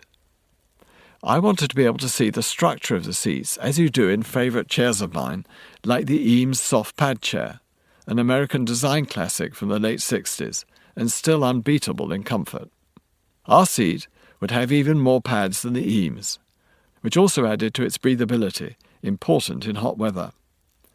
The exposed frame, which we anodized in a bright colour, was made from magnesium, which is light and strong, with springing at the bottom and the back. We got its weight down to under 20 kilos, at least half of the industry standard. This meant a significant saving in weight. Weight saving is important for the handling, comfort, braking and range of the car. We asked many customers in China, the biggest market for electric cars, and found that potential buyers wanted the car to be chauffeured during the week while serving as a family car at weekends. So a lot of focus went into having the front and rear seats of the same design and sliding on the same tracks running the length of the interior, so they had a large choice of adjustment for spacing. It created no end of challenges when it came to avoiding design pitfalls like finger traps and losing coins. We tried everything, and in the end decided it was too onerous and compromising, so we went back to a traditional way of fixing the seats, although we did retain the entirely flat floor that I wanted. The car has a large windscreen, even shallower than a Ferrari's, to give low wind resistance and good visibility. Although the car was necessarily quite tall to achieve the command driving position, the large uncluttered ground clearance meant it still had quite a low frontal profile, excellent aerodynamics, and a real sense of spaciousness about it. This was enhanced by keeping the dashboard as low as possible. Most cars have an imposing dash almost projecting into the car, that you feel you have to peer over to see ahead. I wanted the opposite, partly to feel spacious, but also to enhance the sense of control. Bearing in mind the amount of equipment housed under the dash and the crash structures, this was difficult to achieve. I wanted the car to be wholly uncluttered, both inside and out. Indeed, the design of our dash and controls was engineered to keep the driver's eyes on the road at all times. All interacting controls, such as lights, indicators and audio adjustment, were placed on the steering wheel.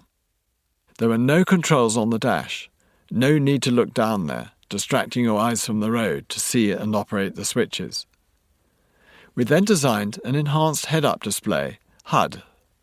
This would have the satellite navigation, speed, radio station, amount of range available, road warning signs such as speed limits, adaptive cruise control, and other warnings on display on the windscreen. There were further enhancements coming through in 2026, with a digital micro-mirror device based on augmented reality and holographic capability. Our HUD meant that we had no need of a computer screen set in the dashboard in the middle of the car. Annoyingly, legislation demanded we had to have a centrally mounted screen. I hope the outdated legislation catches up with technology, as those screens can distract drivers' attention from the road and are an unnecessary expense. We used our own air filtration technology in the car to control its environment, not just in terms of temperature, but also to clean the air. A third of the power in electric cars is consumed by heating and air conditioning. So we went back to basics to find an efficient, low-power system to save energy, using judiciously placed radiant heat and heat panels. Current heating and cooling systems rely on measuring and changing the temperature of the air inside the car. A car, however, is much like a glass house, hugely affected by the sun or the outside temperature, both of which are radiant temperatures affecting the structure of the car and the occupants. On most commuting journeys, the warm air or cold air brought into the car's interior by the car's air system has insufficient time to change the temperature of the car body and seats. This means that the occupant is significantly affected by the radiant cold or hot structure of the car. It takes a long time for the interior air to change the temperature of the interior bodywork. Even worse, the interior air must be ejected out of the back of the car in order to retain a moderate CO2 level within it. All that expensively heated cold air is constantly being thrown away at the rate of up to 70 litres a second. We therefore concentrated on providing radiant heat and used less hot air heating. This saved a great deal of battery energy. We re-engineered the lights. The main beam was a matrix adaptive technology projector.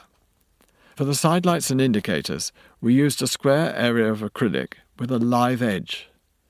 From the front, you could see a square of either white light or orange light when indicating. However, from the side, you would just see one edge of the square as an upright, very bright line. From the side, it was abundantly clear what the indicator was saying in an original way. The acrylic was fed its light by hidden LEDs. A feature of acrylic is that it conducts the light to where you need it, in effect, a light pipe. We established the basic principles of the car very much on our own. Peter Gammett worked on it full-time, along with a motors team and members of our aerodynamics team. We were very concerned with aerodynamics. These are critical in terms of the range of an electric car.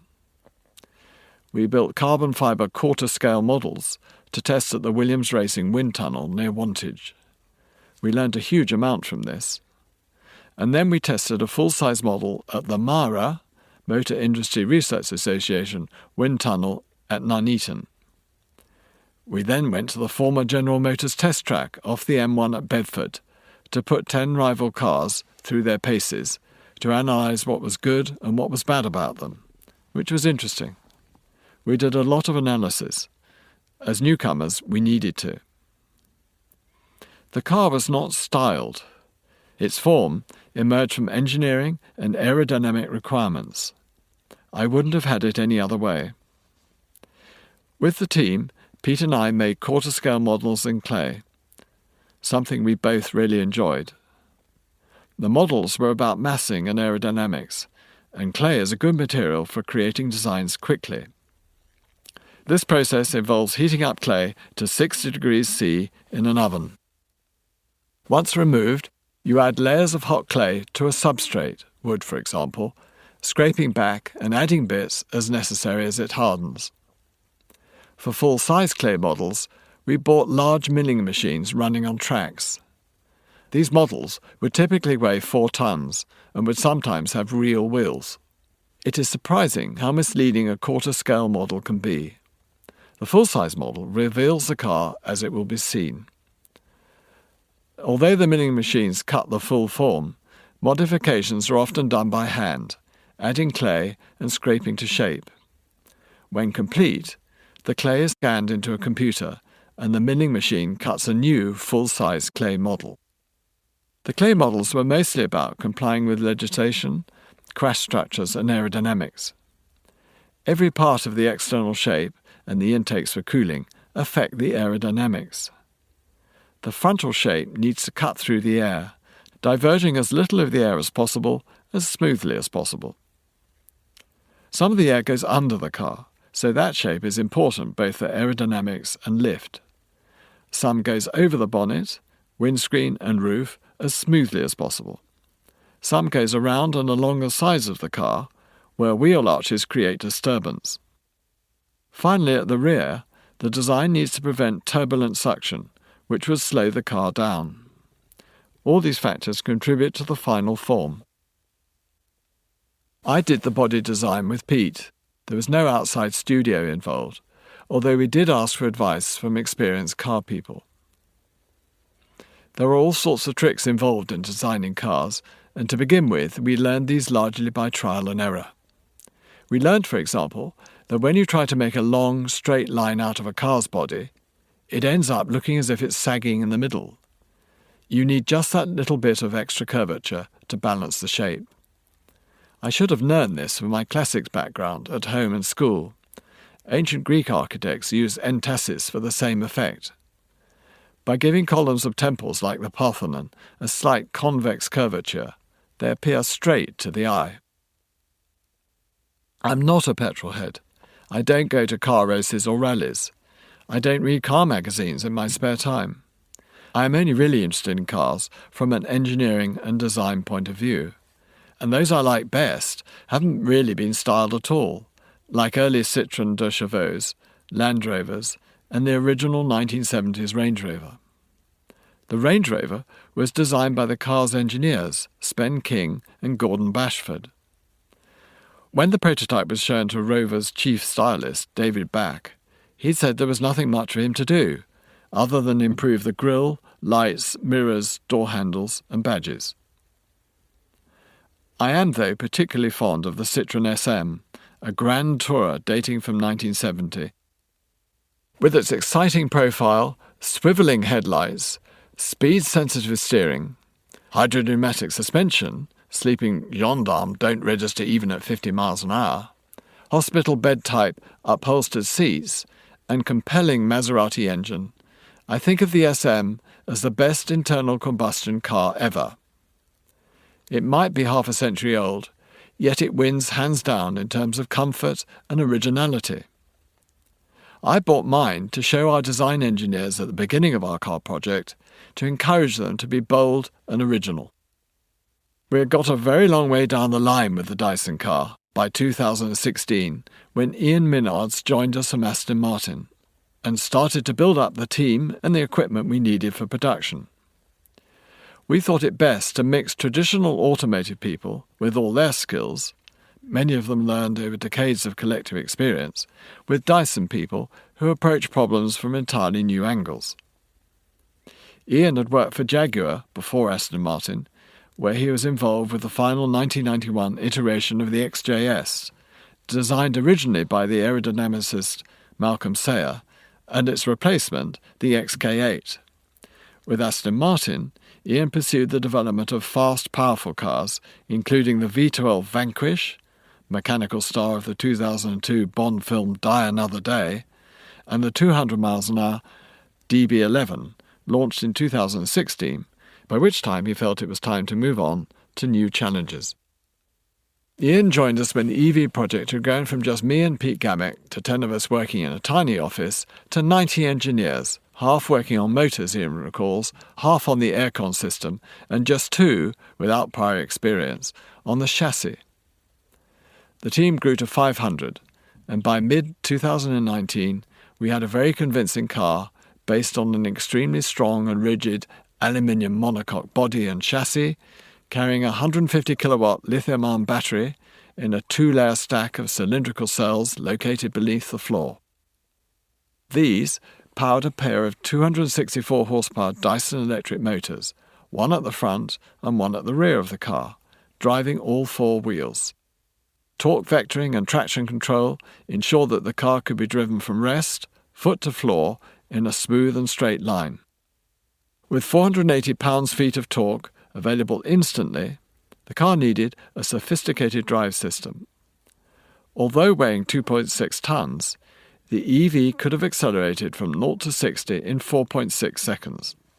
Its top speed was estimated at 125 miles per hour. It was quite a package, highly original, beautifully engineered, subtly understated, and unlike anything else on the road. Our electric car was more than the machine itself. It was part of an impulse on our part to develop new technologies that we can put to work in a wide range of future products. When I first drove the car, though, I felt exactly the same as when I first used our hairdryer prototype, or indeed our very first vacuum cleaner. I enjoyed it, but immediately looked for improvements, as instinctively engineers always will. By 2018, we had to make a decision about where to build the car. We could have done so on the Lavington campus, but we needed government help. I went with key members of the car project to see Greg Clark, Secretary of State for Business, Energy and Industrial Strategy. We explained the plans and where we needed help. When we asked during the meeting if he could help us in any way, he flatly refused. I pointed out that he had just given JLR, Jaguar Land Rover, £250 million for a new diesel engine plant, but he was adamant that he would not support us. I got absolutely nowhere. He wouldn't even think about it. The following week, I was in Singapore. I was invited to meet the long-serving Prime Minister, who couldn't have been more helpful. He introduced me to members of his team who immediately set about finding land and development grants for building a factory.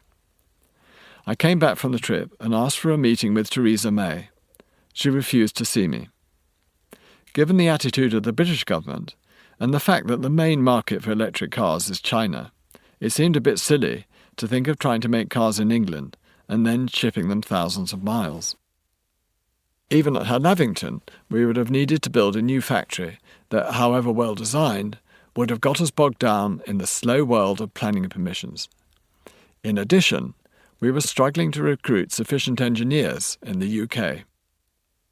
All signs pointed in the direction of Singapore, which also happens to be part of the ASEAN Free Trade Group, and with China as the main market. We started planning the factory in Singapore on reclaimed land in the new port area. We designed a big factory because we were doing so much of the car ourselves. Some suppliers, including manufacturers of specialist components like brakes, car glass, door fastenings, wiring looms, seat frames, seats and so on, were already there as if on tap. Yes, we were new kids on the automotive block, and so suppliers charged us more than they might an established car company, because we couldn't guarantee the volume they wanted, and because everything we needed was specific to us.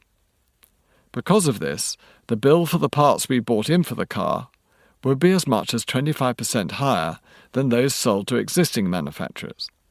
The car would be very expensive to make. We had huge overheads. The cost of materials was enormous. And as we were planning to sell it direct rather than through dealers, we would need storage facilities and financing deals in every country we sold in.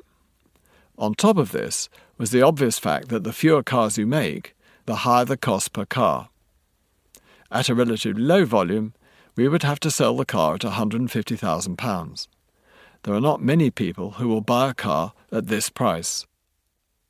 What was not immediately clear, though, was that those traditional automotive companies turning to the production of electric cars were making huge losses on them. This was because you simply can't make them for a reasonable price, although the reason existing car companies were willing to make them is that electric cars help them to achieve specified exhaust emissions across their product range. So if they make a loss on electric cars, they make a profit on polluting cars, while appearing virtuous. Tesla, meanwhile, had been through $23 billion of shareholders' money, grants, and the rest of it, grants of which we wouldn't necessarily get even a small fraction. At the time of writing, Elon Musk is raising a further $6 billion. Because of this shift in commercial sand, we made the decision to pull out of production at the very last minute. N526 was a brilliant car, very efficient motors, very aerodynamic, wonderful to drive and to be driven in. We just couldn't ever have made money from it, and for all our enthusiasm for the project, we were not prepared to risk the rest of Dyson. The principal reason for the sudden and rapid acceleration in the development of electric cars by major automotive companies was Dieselgate, the exhaust emissions scandal that changed everything almost overnight. In autumn 2015, the United States Environmental Protection Agency, prompted by the findings of an individual investigator, discovered that Volkswagen had programmed turbocharged direct-injection diesel engines in some 11 million cars to activate emission controls to meet regulations during laboratory tests, but not on the road. Diesels were producing unacceptable levels of nitrogen oxide and particulates by stealth. No amount of greenwash by manufacturers and politicians, let alone evasive test reports, could cover up the fact that diesel engines are fundamentally dirty and a danger to health. Volkswagen wasn't the only company complicit in Dieselgate. After the revelations of 2015, the game was up. From now on, automotive manufacturers had no choice but to shift to electric. Norway plans to be all electric by 2025, China and Germany by 2030, and the United Kingdom has now brought the date forward to 2030. By December 2019, 4.8 million, or 1 in 250, of the world's cars were electric, half of them in China. It's a start, but there's clearly a very long way to go in terms of creating electric cars and the infrastructure to support them, and how we produce the electricity needed to charge their batteries. For us, Dieselgate was both welcome and a commercial concern. Welcome, of course, in getting the automotive industry and car owners away from diesels, but a concern for Dyson because the major players were plunging headlong, in desperation, into making electric cars. These would undercut the price of our car by a significant margin. They have been able to do this, not least because, by offsetting the zero emissions of the electric cars they produce against their petrol and diesel cars, they can be shown to be meeting environmental targets. So, electric cars that are much more expensive to make are mostly sold at a loss. Tesla even sells its carbon offsets to internal combustion engine manufacturers for many millions of dollars to boost its income. I'm not sure about the ethics of that transaction. The extent of the incumbent car manufacturers' volt-fast switch to electric cars, a delayed reaction to Dieselgate on their part, had become apparent by 2019, meaning that it would be hard for us to compete at our elevated price and very risky for us to proceed. When you stop a project, it is a horrible, horrible thing to have to do. Everyone who had worked on it was thrilled with what they were doing and felt we were doing something really exciting and significant that had led to huge developments in batteries and motors. Suddenly, all dreams were shattered by a decision that we made, and we realised that we were disappointing a lot of people, those who worked on it, but also those who wanted to buy it.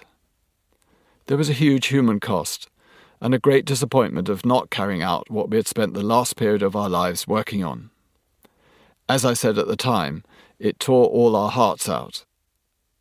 We tried to make as few people on the team redundant as possible, while as soon as we announced the cessation of the project, the predators started moving in. Car companies and recruitment agencies set up shop in local hotels to offer jobs to our people. I think everyone was placed in other roles very quickly, while those who wanted to stay on with Dyson are now working on other projects. We've been able to accelerate new projects at Dyson because of this influx of different talents into our fold, and many of those who remained are now leading large teams. Back in 2014, we realised that we had entered a competitive field, but believed that competitors were mostly ignoring the demand for electric cars. What we did not predict was Dieselgate, nor that the landscape would change so much afterwards. Fortunately, we were able to stomach the 500 million cost and survive.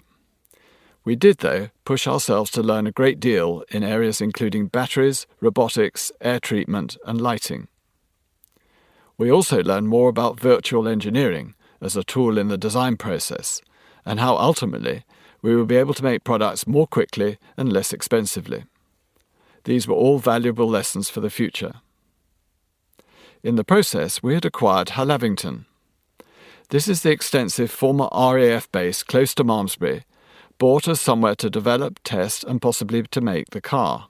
It is a special location, and it has given us a huge amount of space for current and future development work. There were, in fact, 3 redundant or little-used airfields not far from Malmesbury. At the time we were starting the car project, and given the space we knew it needed, it seemed a good idea to approach the Ministry of Defence, the MOD, to ask if we could buy or lease one of them. Given that the MOD owns something like the entire landmass of Wales, but only uses a fraction of it, I'd imagined it would be easy enough to put in a bid for one of the 3 local airfields, especially as the MOD was short of money. I'd first set my eyes on RAF Lynham, with its 3 long runways, ideal for testing the car, and now completely smothered with solar panels. But Hallavington proved to be a better bet, with its 2 runways, multiple taxiways, and spacious hangars. The MOD said no. No to all 3 airfields. I'm not sure why. In the end, I went to see Prime Minister David Cameron and Chancellor of the Exchequer George Osborne. With their help, I was able to go ahead with my attempt to buy Hallavington. I say attempt because it proved to be a tortuous 2-year process. The main part of the airfield occupied land that had been bought by compulsory purchase from 5 families of farmers in the 1930s.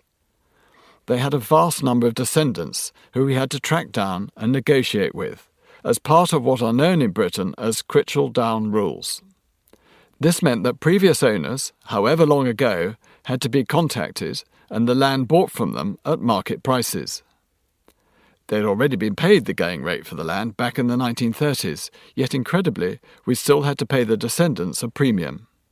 It was about the most complicated negotiation we had ever done. Some of the families couldn't agree amongst themselves and didn't want to hurry. We, on the other hand, didn't have time on our side. In February 2017, we finally bought a freehold on various sections of the airfield.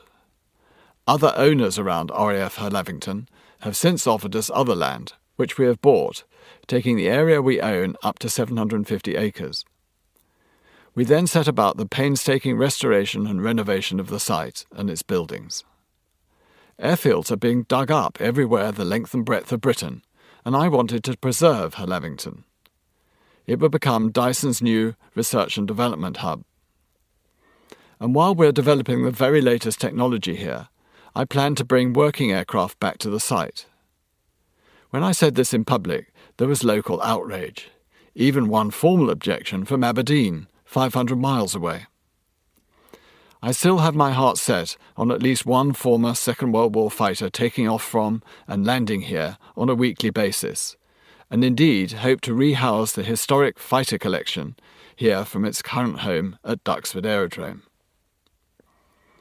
Lavington has been as much a labour of love as a commercial venture. The hangars, for example, are lovely buildings, but were horribly neglected. I don't think they saw any maintenance from the day they were built to the day we bought them. Chris Wilkinson has brought 4 key hangars back into action as elegant, light-filled, high-tech spaces. Renovating them, and at the same time reducing their carbon footprint, has been more expensive than creating brand new buildings here. For me, a great part of Lavington's attraction is its architectural, engineering and design story, expressed in a number of innovative and spacious buildings that, special in the 1930s, have proved invaluable to us the best part of a century later. Significantly for us, the RAF airfields of the period were intended to be showcases of high-quality design and engineering.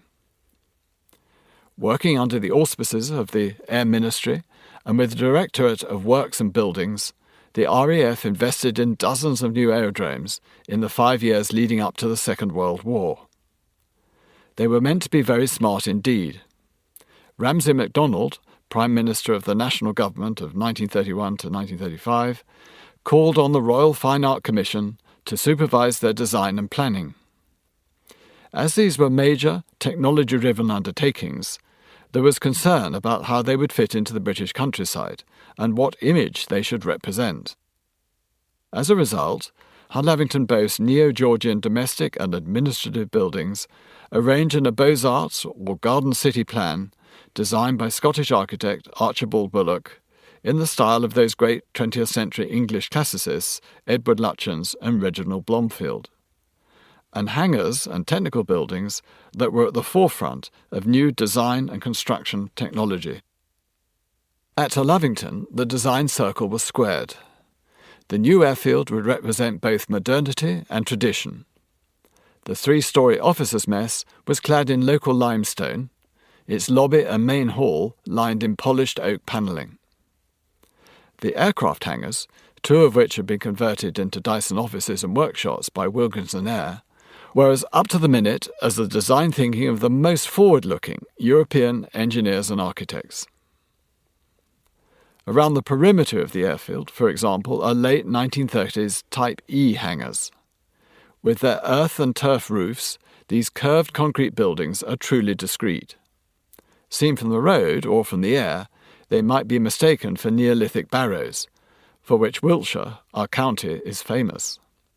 Think of the ancient earthworks around Avebury, from the low-lying to the spectacular like Silbury Hill, England's echo of the pyramids of ancient Egypt.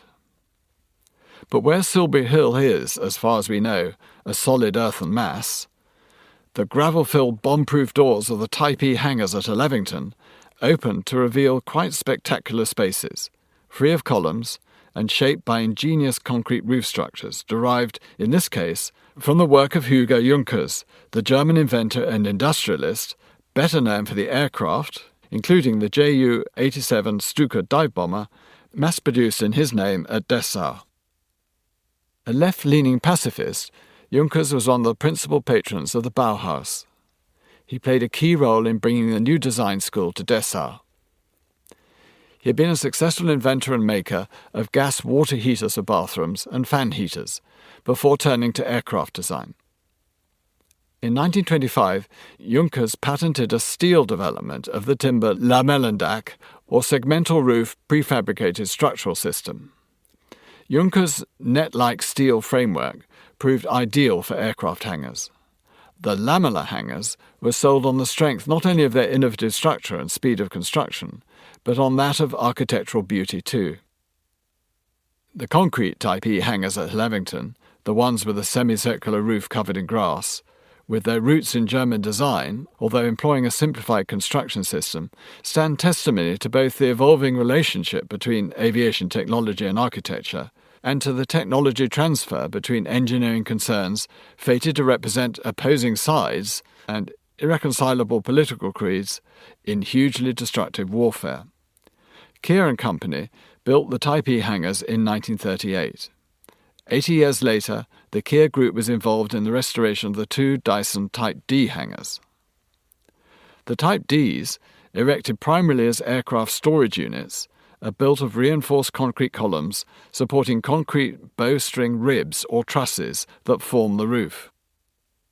Their 15-bay walls are solid 14-inch thick, reinforced concrete with large steel windows at their upper level.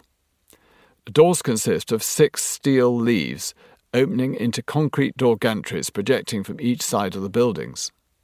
The construction of these hangars had been developed in France, where sophisticated concrete engineering informed not only new airfield buildings, notably at Montreuil Airfield near Toulouse, but also the work of Auguste and Gustave Perret, whose church at Notre-Dame de Rancy remains a masterpiece of concrete construction. In certain lights, the Type Ds might be mistaken for temples. When Lavington Airfield opened in June 1937, its runways were grass at first, later experimental tarmac surfaces, and its first aircraft biplanes.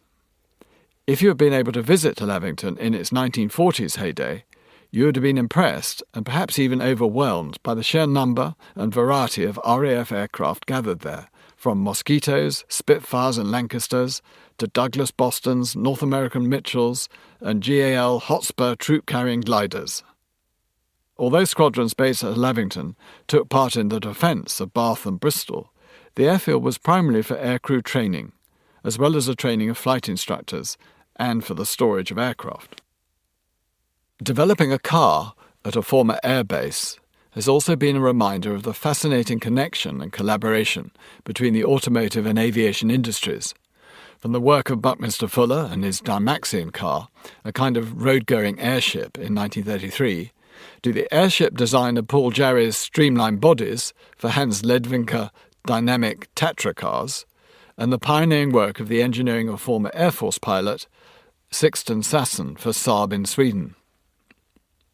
All these inventor-designer engineers were concerned, as the aviation industry has to be, with streamlining, wind tunnel testing, economy of means, and increasingly with ergonomics, all ways in which we can design products and vacuum cleaners to aircraft, if not, as yet flying cars, in tune with human physiology and our cognitive abilities. When we developed our electric motor turbines in wind tunnels, we did so alongside Rolls-Royce aero engines. The latter might be very much bigger and more powerful than our tiny electric motors, yet the principles of airflow are equally important to the successful working of both. As if by chance, Boris Johnson called me on 13th of March 2020, saying he needed 50,000 ventilators in 6 weeks in response to the COVID-19 pandemic. The project was announced publicly 4 days later. We repurposed the very buildings at Lavington that had been devoted to the development of the car. It was fortunate that we had a pristine new factory available to make a medical product such as this. We started as a relatively small team of engineers and designers, understanding the clinical need and the specification of the ventilator. Over the first weekend, we made lots of different prototypes, with varying degrees of sophistication. We deliberately avoided traditional ventilator components due to potential supply issues, using instead those we knew were readily available and which we could rely on. The team quickly grew to about 450 people, working across the UK and Singapore, so we could achieve 24-hour working cycles and draw on our global supply chains and knowledge. Our Singapore engineering team picked up while the UK team was sleeping, and vice versa. But the days were still long, often stretching deep into the night. It was an extraordinary project. The feedback we got from clinicians was good, and within 2 weeks we had a new ventilator ready for clinical testing. As the project progressed, we bought the rare components needed and reached the medical-grade manufacturing stage in just 6 weeks, turning an entire Lavington hangar into a medical-grade production facility filled with Dyson people observing social distancing while assembling the machines. The teams were highly driven. They were diverted from developing commercial projects, which were delayed as a result. We only ever thought the ventilator would cost us money, rather than make it, but we did it for the right reasons, as part of the national effort at this time of crisis. I wasn't surprised by the way the teams responded. This is how we work and what we do. The teams did all this at the height of the pandemic, working all hours away from their families. It was selfless and showed just what engineers can achieve in a short time. Many amazing people across the company contributed to the project. Not just the engineers, but also those who came in to make us meals, the cleaners who kept us safe from the virus, the people taking our temperatures every few hours, the security team, the team who prepared the hangars for manufacture. The list goes on. The speed with which we were able to deliver the device is testament to their hard work. One element of this project that made it very hard to manage was the ever-changing specification. We were designing and making the ventilator at the request of, and under an order from, the Cabinet Office at No. 10 Downing Street. A civil servant there provided the specification. As far as I am aware, he was neither a clinician nor was he connected with the medical equipment approvals arm of the Health Service Department. He initially told us to do a self-contained portable ventilator. It should have its own air pump, powered by batteries, with HEPA filters. It would support or replace the breathing of the patient in tune with their breathing rates. At this point, the first of many outside consultants were brought in by the Cabinet Office. They condemned the idea of an air pump providing the air for the ventilator on the grounds of toxicology, while ignoring the 5 HEPA filters that we had incorporated for that very purpose. We had to change our design so that it was powered by the mains electricity supply and fed with compressed air supply in hospitals. The toxicology consultants were not, I noticed, asked to comment on the toxicology of the compressed air supply in hospitals. We completed this design and were then told we had to incorporate a vacuum mechanism to suck accumulated gunk out of the lungs. We incorporated this in the design. We were then told that the ventilator had to provide assisted breathing as well as taking over the breathing. We incorporated that addition as well. The difference is that a ventilator has a pipe which is put into the patient's throat, under anaesthetic, and takes over the breathing. An assisted breathing device works through a face mask, like an oxygen mask, and allows the patient to stay in the habit of doing their own breathing, making recovery much more likely. Our device had to do both. All this development, building and testing of prototypes, and component sourcing took place over 6 weeks. In parallel, we set up medical-grade production facilities at both Lavington and Singapore. The Singapore facility would provide ventilators for Southeast Asia, as well as fulfilling the desperate inquiries we had received from around the world. Our design was much smaller than a traditional ventilator, about the size of a briefcase, and would sit on a bedside table or trolley. It was an aluminium box with a one-piece polycarbonate fascia. This was similar to the control fascia that we had developed for our washing machine, itself a first at the time. A clear polycarbonate sheet is formed with the printing on the underside. This means that there is no wear to the print, and the polycarbonate fascia forms a hygienic, wipeable and waterproof surface. Formed into the polycarbonate sheet were small raised domes that, when pressed, provided snap control switches, in turn actuating tact switches, or tactile switches, on the PC board underneath. The graphics are printed on the back of the polycarbonate, leaving unprinted portions in the shape of clear circles or strips in the clear polycarbonate, so that lights on the PC board underneath can shine through the clear shapes as illuminated indicators. By mid-April 2020, it had become apparent to clinicians around the world that it was better not to put patients onto ventilators if it could be avoided. They were to be only used as a last resort. The requirement for additional ventilators, besides those already in stock in hospitals, vanished overnight. It took the Cabinet Office several weeks to admit to us that our efforts were not needed. We decided to voluntarily bear all the £20 million of costs. The Cabinet Office had come to us asking for the all but impossible: to design, develop and produce a huge order of ventilators from scratch in a matter of weeks. They kept making radical changes to what they wanted, and then, because of the change in medical thinking, didn't need or want it after all. They brought in an army of consultants who, in my view, earned their expensive keep by putting their oar in and creating unnecessary obstacles and delays. What I have observed in Britain is that those in the civil service have a deep distrust, bordering on hatred, for those in the private sector. This is strange, since their salaries are paid for by the wealth-creating private sector taxpayers, the very people they despise. Their salaries are guaranteed, whether they perform well or badly, and their jobs are secure in recessions. This sense of security may account for their contemptuous attitude towards the private sector. Whereas in private enterprise, we only get paid, and have a job, when delivering something of value that someone else is prepared to pay for.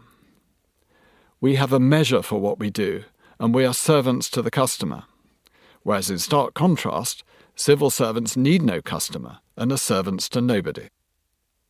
Unlike government hierarchies, we have a very flat management structure at Dyson. This helped to empower individuals to make decisions quickly and to get things done. We had all the right people around the table, and everyone knew their role. Given the possibility of people getting ill due to the virus, we also had a lot of crossovers, with people understanding each other's roles and responsibilities in detail. Having such a clear purpose, understanding and direction allowed our people to use their expertise to maximum effect. In many ways, this is how we operate in normal times. Ours is a flat organisational structure, with everyone in a product team dedicated to delivering their product on time. All the necessary specialists, such as software and electronics engineers, are in each team. We also have many other specialists who can parachute into a team to help resolve a problem. We are always doing things we have never done before. We solve problems every day and we move quickly, failing and learning as we go. We answered the government's direct request for help with the ventilator because I believed it was the right thing to do. Sadly, our good intentions were questioned at the end of April 2021 by the BBC. They twisted the truth, and as a result the Prime Minister and myself were implicated in sleaze. The story, by the BBC's political editor, Laura Koonsberg, was at a time of important regional elections, a test of the government's majority. It focused on my text messages to the Prime Minister, following a request for clarification that had been made to the Chancellor of the Exchequer about how UK tax rules would be applied to non-UK employees working on the project. From the BBC's perspective, I was lobbying the Prime Minister, despite him having contacted me first, rather than the other way around, and because lobbying is conflated with sleaze in Britain, I was apparently seeking some form of wrongful preferential treatment. To support their narrative, I was described as a prominent Conservative supporter. Precisely what favours I was trying to extract from the Prime Minister were, however, anyone's guess. Far from any gain, the ventilator project cost Dyson £20 million. Far from being private, I had sent copies of the messages to officials in Number 10 and the Treasury as a record of the conversation, and this is precisely how they came to the BBC's attention. Besides, text messages are an established method of communication, which I'm sure BBC reporters themselves use. There is nothing underhand about it. Finally, they were just plain wrong to portray me as a prominent supporter. I have never attended a Conservative Party social event. I did not give as much as a penny to the Vote Leave campaign. I don't like or make grand political gestures. Laura Koonsberg said I had spoken at a Conservative Party conference, which indeed I had, although she failed to consider that I have also spoken at a Labour Party conference, speaking on both occasions for a better understanding by British politicians of engineering and our need for more engineers. The BBC later admitted that its claim I was a prominent supporter was in fact based on charitable donations shown on the Electoral Commission register of £11,450 from the James Dyson Foundation to the Wiltshire Engineering Festival. This was a charitable gift to an event encouraging schoolchildren into engineering careers. It was not political and not for the Conservative Party.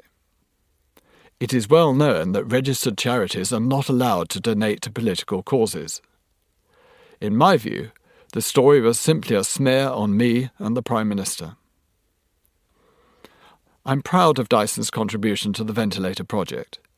It was then deeply disappointing for me and the hundreds of Dyson people who gave the project their all in the midst of the crisis to have our efforts so mischaracterised and used for the purpose not of saving lives, but for political mudslinging. To their great credit, sections of the media did investigate the BBC's claims and found them entirely false. This attempt to mar Dyson and myself in a political sleaze narrative failed because it wasn't true. It took a while, but eventually the BBC did apologise for its inaccuracies. Sir James Dyson apology, various outlets, Wednesday, 21st of April 2021. We accept that Sir James Dyson is not a prominent Conservative supporter, as was stated in some of our coverage of his text messages with the Prime Minister.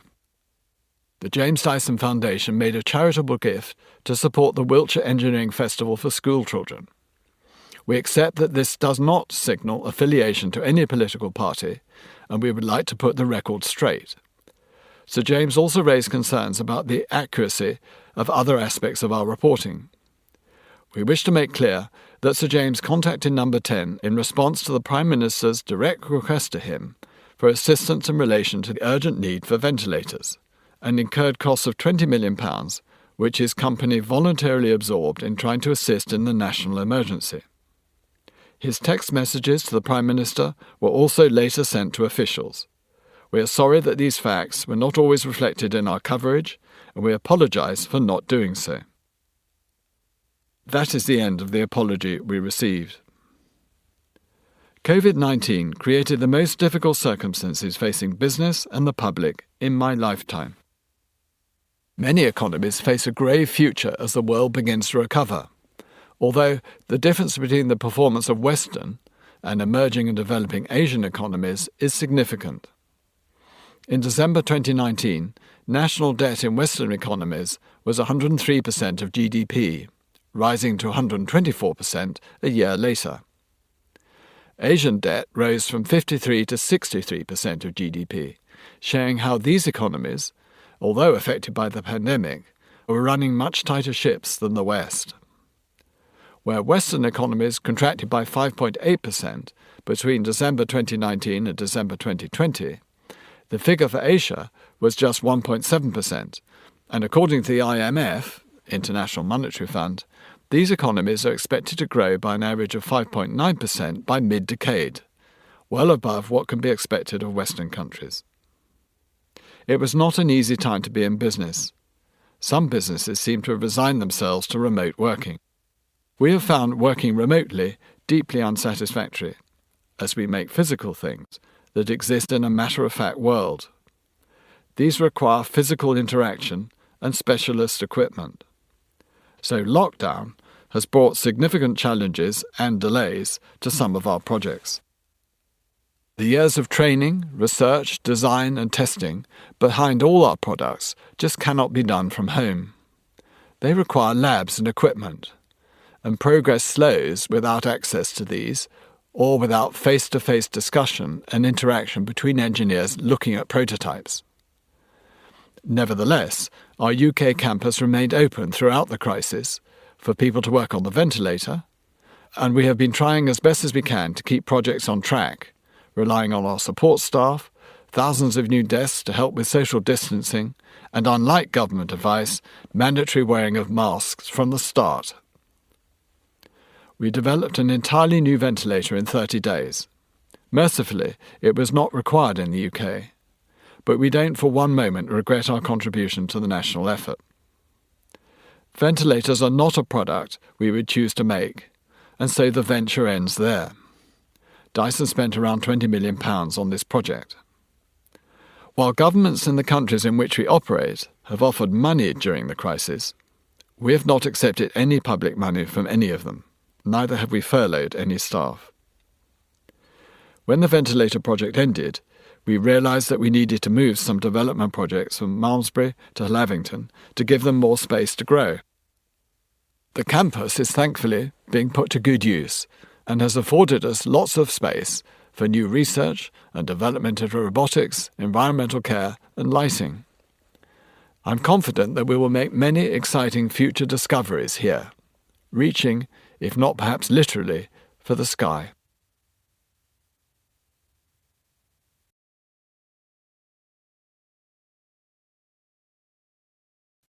Chapter 1. Growing Up. There are moments, long moments, when the sea, sky and sands of North Norfolk beaches coalesce to form a seemingly infinite horizon. And when the early tide washes in, and the ground beneath your feet reflects the big skies like a giant mirror, it can feel as if you're running through some ethereal space, free of visible boundaries or restraints. The first thing I knew I was good at, and something that I taught myself as a teenage schoolboy, was long-distance running. Once through the pain barrier, I found I had the determination, or sheer bloody-mindedness, to keep on running. Running, early in the morning or late at night, through that hauntingly beautiful landscape, proved to be more than a ritual challenge. It was an escape from school, allowing me to think that anything and everything was possible. Not that my thoughts were particularly focused. When I left school at 18, my headmaster, Logie Bruce Lockhart, wrote to my mother saying, "We shall be very sorry to part with James. I cannot believe that he is really not quite intelligent, and I expect that it will be brought out somehow, somewhere." And to me he wrote, "The academic side, though we have to pretend it is important, matters comparatively little. You will do all the better for not having masses of tiresome degrees full of book learning hanging around your neck. Good luck at art school." At the time, I enjoyed the double negative in the letter to my mother and hoped that something would be brought out, but, like him, I had no clue where that might be. Thinking about it later, I thought how refreshing it was that a headmaster was quick to say that life isn't just about academic achievement. Bruce Lockhart, a kindly, lively and witty man, was a champion of the individual. A true countryman who loved music, birds and painting in watercolours, he had 5 Rugger Caps for Scotland and served with the Household Cavalry during the thick of the action as his armoured car pushed into Germany in the fiercely fought ember days of the Second World War. He was to become a lifelong friend. I last saw Logie shortly before he died in 2020. School was Gresham's in Holt, a handsome Norfolk market town, remote and largely car-free then, when my father was head of classics. Founded in the 16th century in the reign of Bloody Mary, it had educated any number of highly individual and unorthodox young men, notably between the 2 world wars, who went on to fame and infamy. Among them were the poets W. H. Auden and Stephen Spender, composer Benjamin Britten, artist Ben Nicholson, and Christopher, his talented architect brother, killed in a gliding accident in 1948, and the notorious spy Donald Maclean. Lord Reith, who founded the BBC, had been at Gresham's too. There have been several celebrated engineers and inventors, among them Sir Martin Wood, who developed the whole-body superconducting magnets that led to MRI, magnetic resonance imaging, a key instrument in hospitals and laboratories worldwide today, and Sir Christopher Cockerell of hovercraft fame. Then there was Leslie Baines, the aeronautical engineer who came up with the world's least powerful powered aircraft, the lightweight Carden-Baines Auxiliary of 1935. As a teenager in the early 60s, I had, though, taken my foot off the academic pedal. Not that I was lazy, quite the opposite. I threw myself into almost any non-academic activity. All kinds of sport, music too. I chose to play the bassoon at the age of 9 because I hadn't heard of it, because it was different, and because it promised another challenge. And then there was drama, both as actor and set designer. Although my design of programmes for our house play, Sheridan's The Critic, was not so well received. I had produced these in the guise of scrolls rather than folded paper, in spirit, or so I thought, with the era of the late 18th century play. "Your programmes are a disgrace, Dyson," said my housemaster. "Programmes should be flat." And that was that. My last school play was The Tempest, playing Trinculo alongside Tim Ewert's, the future ITN News at 10 anchor, Caliban. Art was not a subject much celebrated at school. Sitting down in my sixth form with a careers officer, an ex-RAF chap with a handlebar moustache, it was suggested, given my love of the great outdoors, that I might want to think of becoming an estate agent, or possibly, my contribution, a surgeon. I did go to see an estate agent in Cambridge who told me I ought to be an artist. I also went for an interview at St George's Hospital, in those days before its moving to Tooting, on Hyde Park Corner, where it was suggested I might be happier taking up art. Though the idea of being a surgeon held a certain, if fleeting, appeal, my one great love, aside from long-distance running, was art. I had been painting seriously, as I thought, from the age of 8 or 9. What I really wanted to do was go on to art school. Ever since my encounter with that RAF careers chap at Gresham's, I have been wary of either accepting or giving advice. It may be well meant, yet it's often wrong. Encouragement is something else. My view is that if the advice chimes with one's instincts, then the advice may be good. It should be more of a reaffirmation. Art, however, was not the post-school career or way of life my teachers had imagined for me. Given the fact that my father, Alec, was a classics master, my elder brother, Tom, an open classics scholar to Cambridge, and my elder sister, Shani, equally brilliant academically, it felt as if my scholastic career, at least, was preordained. And I was good at Latin and really enjoyed Greek and ancient history. I was, though, a third child, and like many third children, felt an almost pathological longing, from early on, to prove myself by going my own way. I went to Gresham's when I was just 8. We had rented part of a draughty Victorian house next to the school, icy in winter, since 1946. My father, a Cambridge exhibitioner who had taught in Kenya and fought in Abyssinia, had come back from serving in Burma with the North Hants Regiment in Bill Slim's 14th, or forgotten, Army, in 1946, minus teeth and hair.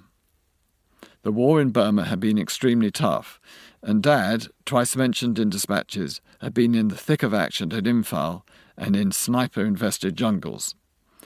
He fought alongside Indian, African, Chinese and American troops, and with militias of Shan, Chin, Kachin, Karen and Naga tribes too. The British themselves, with allies and troops drawn from many parts of the world far beyond Europe, had been a minority of those who defeated the Japanese in Burma and the Naga Hills. I remember my father as an ever-cheerful polymath. He ran the school cadet force as a major, coached hockey and rugger, and taught me to sail dinghies on the Norfolk Broads. He used to wake me up early in the morning to catch the spring tide down at Morstan. He did so following a stormy night in 1954, when the sea floods had swept across the mudflats, marches and valleys of North Norfolk. This wasn't a matter of simply jumping in the car and speeding out to find the boat. Our car, an old Standard 12, powered, I recall, by a Jaguar engine, demanded a hand-crank start, with a violent kickback, and suffered several frequent breakdowns. It was certainly an adventure. My father played tenor recorder in a group, produced school plays, I still have his margin notes in miniature volumes of Shakespeare, and was happy pouring molten lead to cast miniature soldiers and working wood in his workshop. He wrote a children's book about India that he illustrated with charming watercolours. It was called The Prince and the Magic Carpet. Happily, my grandchildren loved me reading it to them and chiming in with the words "Dari Dari Upajao" to set the carpet flying. He was able to spout spontaneous and suggestive limericks. In his obituary, A member of staff said how much they enjoyed his humour, which often veered into the Rabelaisian. He was an amateur photographer who developed his own prints, sticking them into precious albums. He was always up to something that involved us, whether it was feeding the chickens, allowing us to stand, leaning out from the running boards of the car, or putting stage makeup on the Gresham School actors. When my father met my mother, Mary, she was only 17, the daughter of the slightly remote Vicar of Falmere in Cambridgeshire, and a very artistic mother who painted glorious watercolours. My paternal grandfather was a distinguished retired headmaster who lived with my grandmother at nearby Triplo. My mother and father had met at a local social event and arranged a quick wartime marriage in 1941. Their honeymoon was brief. My father, of course, was in the army. My mother had volunteered for the WAF, Women's Auxiliary Air Force, missing out on university, having attended the Perse School in Cambridge. I don't know how her parents could have afforded it. She pushed aircraft positions across a vast map of Europe at RAF Tangmere in West Sussex. An important strategic airfield from the Battle of Britain onwards, Tangmere was much popularised in war films, with Winston Churchill looking down from a balcony to the map below. My sister Alexandra, Shani, was born in 1942, and my elder brother Tom in 1944. They were wartime children. I was born in 1947. At home in peacetime Norfolk, there was no television, never enough heating, no new toys, and few, if any, consumer goods. We had just enough money to get by. This was the age of austerity, and until I was 7, that of ration books too. We grew our own vegetables and collected eggs from our hens. Sometimes we walked to the Regal in Holt to watch films. As children, though, we had something even more entertaining and truly priceless: the free run of Gresham's grounds, playing fields, tennis courts and swimming pool throughout the holidays. Gresham's, it is said, has more acres than pupils.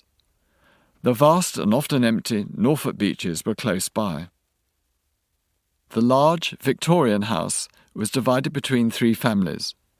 We children were a tribe of sorts, all very famous 5, Secret 7 and Swallows and Amazons, and all children of teachers at Gresham's. I was the youngest, and so, I suppose, had something to prove. I was also the smallest of my tribe, and in class at school. I shot up quite suddenly when I was 15. As children, we did all the things running around Gresham's that would be looked down upon, or probably banned today, for being far too dangerous. We built hazardous tunnels, climbed challenging trees, and were as often as not grubby, grazed, and out of breath. The tunnels were built by each digging our own den and then connecting them by trenches. Logs or timbers are spread across the tops of the trenches, and rusty corrugated iron placed on top, with earth on top of that.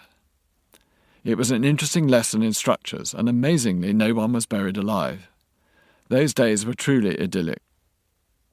In 1955, when I was 8, we were motoring back from a beach holiday in Polzeth in Cornwall, which I would remember until that moment mostly for uncomfortable boils on my bottom.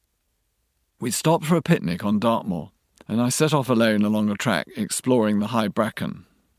Round a corner I discovered my father being violently sick. Before I could say anything, he said, "Don't tell Mummy." It was typical of him not to want to cause alarm. I felt immense love and compassion for him as we made our way back to our family. Dad died in 1956. I was 9, he was 40. He had been 30 when he came back from Burma. 3 years later he was diagnosed with cancer, throat and lungs. He took school lessons speaking through a loudhailer. Jim Wilson, a former pupil, recalled in the 2016 Old Greshamian magazine, "Looking back, one can readily recognise his courage, continuing to teach using a microphone and speakers to amplify his voice. At the time, did we really appreciate the bravery and determination this must have taken?" His last days were spent in Westminster Hospital. He had said goodbye holding a small leather suitcase as we waved from the back door. He set off to Holt Station and caught the train that steamed him to London. That was the last time I saw him. His brave cheerfulness chokes me every time I recall the scene. It is impossible to imagine my father's emotions as he waved goodbye, knowing that he might be on his way to London to die. All the more tragic as the years he had spent fighting in Burma had been a long sea voyage away from his young bride and family. 60 years have not softened those memories, nor the sadness that he missed enjoying his 3 children growing up and marrying wonderful people. How he would have relished playing with his grandchildren, of whom there are 7. This is all the more poignant when I observe one of my own grandchildren, Mick, at the age I was when my father died. Mick is loving, bright as a button and self-possessed, yet still at that age took his ruffled, soft toy puppy to bed with him. He was far too vulnerable to lose his father.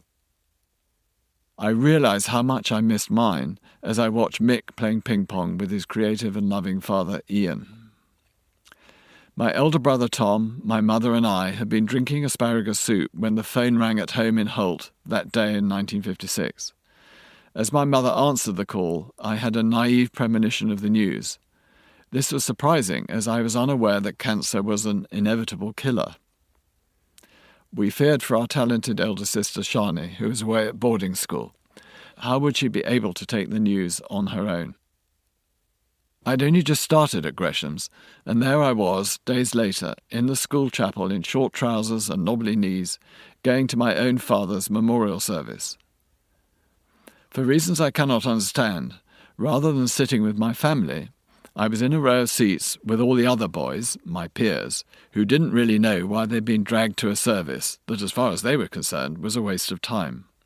I found this traumatic, and I still find it uncomfortable to think about it. They hadn't meant to be disrespectful, but this was my father. I felt the devastating loss of my dad, his love and his humour, and all the things he taught me. I feared for a future without him. Having recently become a boarder at the school, away from my family, I was suddenly alone. It didn't do to cry or show emotion, just a stiff upper lip. Ever since, part of me has been making up for that painfully unjust separation from my father, and for the years he lost. Perhaps I had to learn quickly to make decisions myself, to be self-reliant and be willing to take risks. Little could be worse than my father dying when he did. Loki Bruce Lockhart, the school's generous headmaster, and his kind wife Jo arranged for Tom and me to become boarders for a nominal fee, as this would allow my mother to go out to work. She took up dressmaking before training as a teacher. Later on, she went stoically up to Cambridge as a mature student to get a degree in English. It was my mother who brought me up after my father's death and influenced my childhood learning. My parents were married for 15 years, but only really at home together for 3, before my father was diagnosed with cancer. This might explain my mother's ability to survive on her own while raising 3 children and studying for 2 higher education qualifications. At 5'11", my mother was tall. I don't remember her having any difficulty with discipline. To me, though, she was mild, loving and indulgent, although not with money. There was none to spare. She was very encouraging. She read voraciously, holding her own with academics at Gresham's, and spoke French flawlessly even though she had never been to France. When she did finally go, she took us in her Morris Minor. Camping in a cheap ridge tent, she showed me among many other treasures the flying buttresses of Chartres Cathedral, the pantiled roofs of Vézelay, and the beautifully austere Cistercian cloisters of the Abbey de Tournai. We pitched our tent by the Dordogne and swam in the river long before this patch of France became a British colony. Determined to live well on little money, at home we picked samphire on Stiffkey marshes and dug cockles from the sand. We went to first performances of Benjamin Britten operas and works conducted by Britten himself, who lived in Suffolk. My mother played her Kathleen Ferrier and Peter Pears LPs. We read, played charades and made things. Lead soldiers, model gliders and diesel-powered aeroplanes were my thing. I didn't play with the soldiers or collect them. What I enjoyed was making them, using my father's equipment to melt lead into a crucible and to pour the dangerous molten lead into moulds. In 1957, when my mother decided on her vocation, she went to Norwich Teacher Training College for a 2-year course, probably on a student grant. She taught at Sheringham Secondary Modern before Runton Hill, a rather good local girls' public school, offered her a job teaching and as housemistress of a new boarding house. Having to visit a girls' boarding school suited me too. In 1968, 3 years after I left home to become a student, my mother decided to study for a degree at Newhall, Cambridge. As a wartime bride, she must have regretted not finishing her secondary education, nor having the chance to go up to Cambridge, as had both my dad and brother.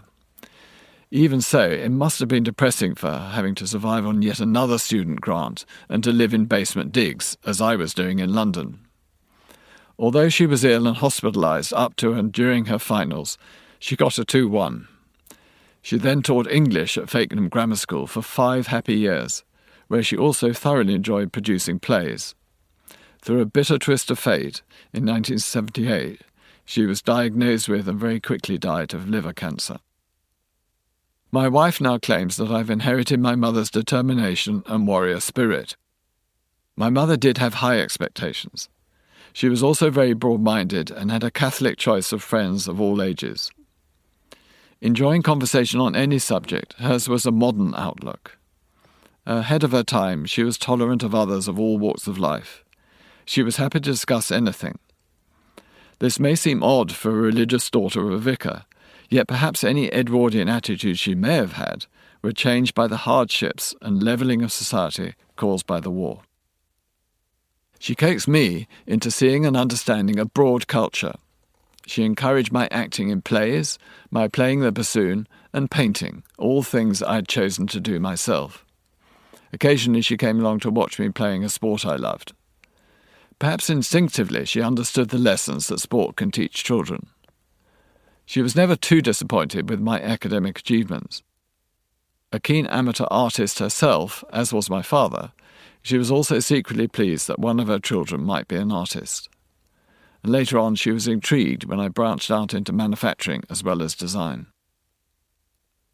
She and my headmaster Logie shared a vision of education. While academic achievement is its primary purpose, there are other educational lessons school can impart. I took part in academic life and quite enjoyed it, but I didn't feel competitive about it. I left that to sport and the creative side of life. At 13, I had to choose between the sciences and the arts. My father's and brother's influence led me to choose classics, and after my O-levels, sat when I was 15, I specialised in Latin, Greek and ancient history. Other subjects appealed to me more than these, and in hindsight, it's easy to say that I should have pursued maths and science. I enjoyed these and was good at maths. Nobody at the time, though, would have expected me to have made that choice, and nor did I imagine these subjects were for me. In the event, I was a frustration to my teachers, and they were disappointed in me. I do not advocate children following my selective and irreverent example. Later on, I did embrace academia. I worked hard and competitively at art school and the Royal College of Art. Today, I'm an avid reader of history books, while mathematics, engineering and writing are part of my everyday life. It was playing games, however, that taught me the need to train hard and to understand teamwork and tactics. The planning of surprise tactics and the ability to adapt to circumstance are vital lessons in life. These virtues are unlikely to be learned from academic life, and certainly not from learning by rote. Acting in plays, which I very much enjoyed, taught me about character, learning to express my thought, and to emphasize dramatically in speech. Long-distance running allowed me the freedom to roam the wilds of Norfolk while depending on no one but myself. Running also taught me to overcome the pain barrier.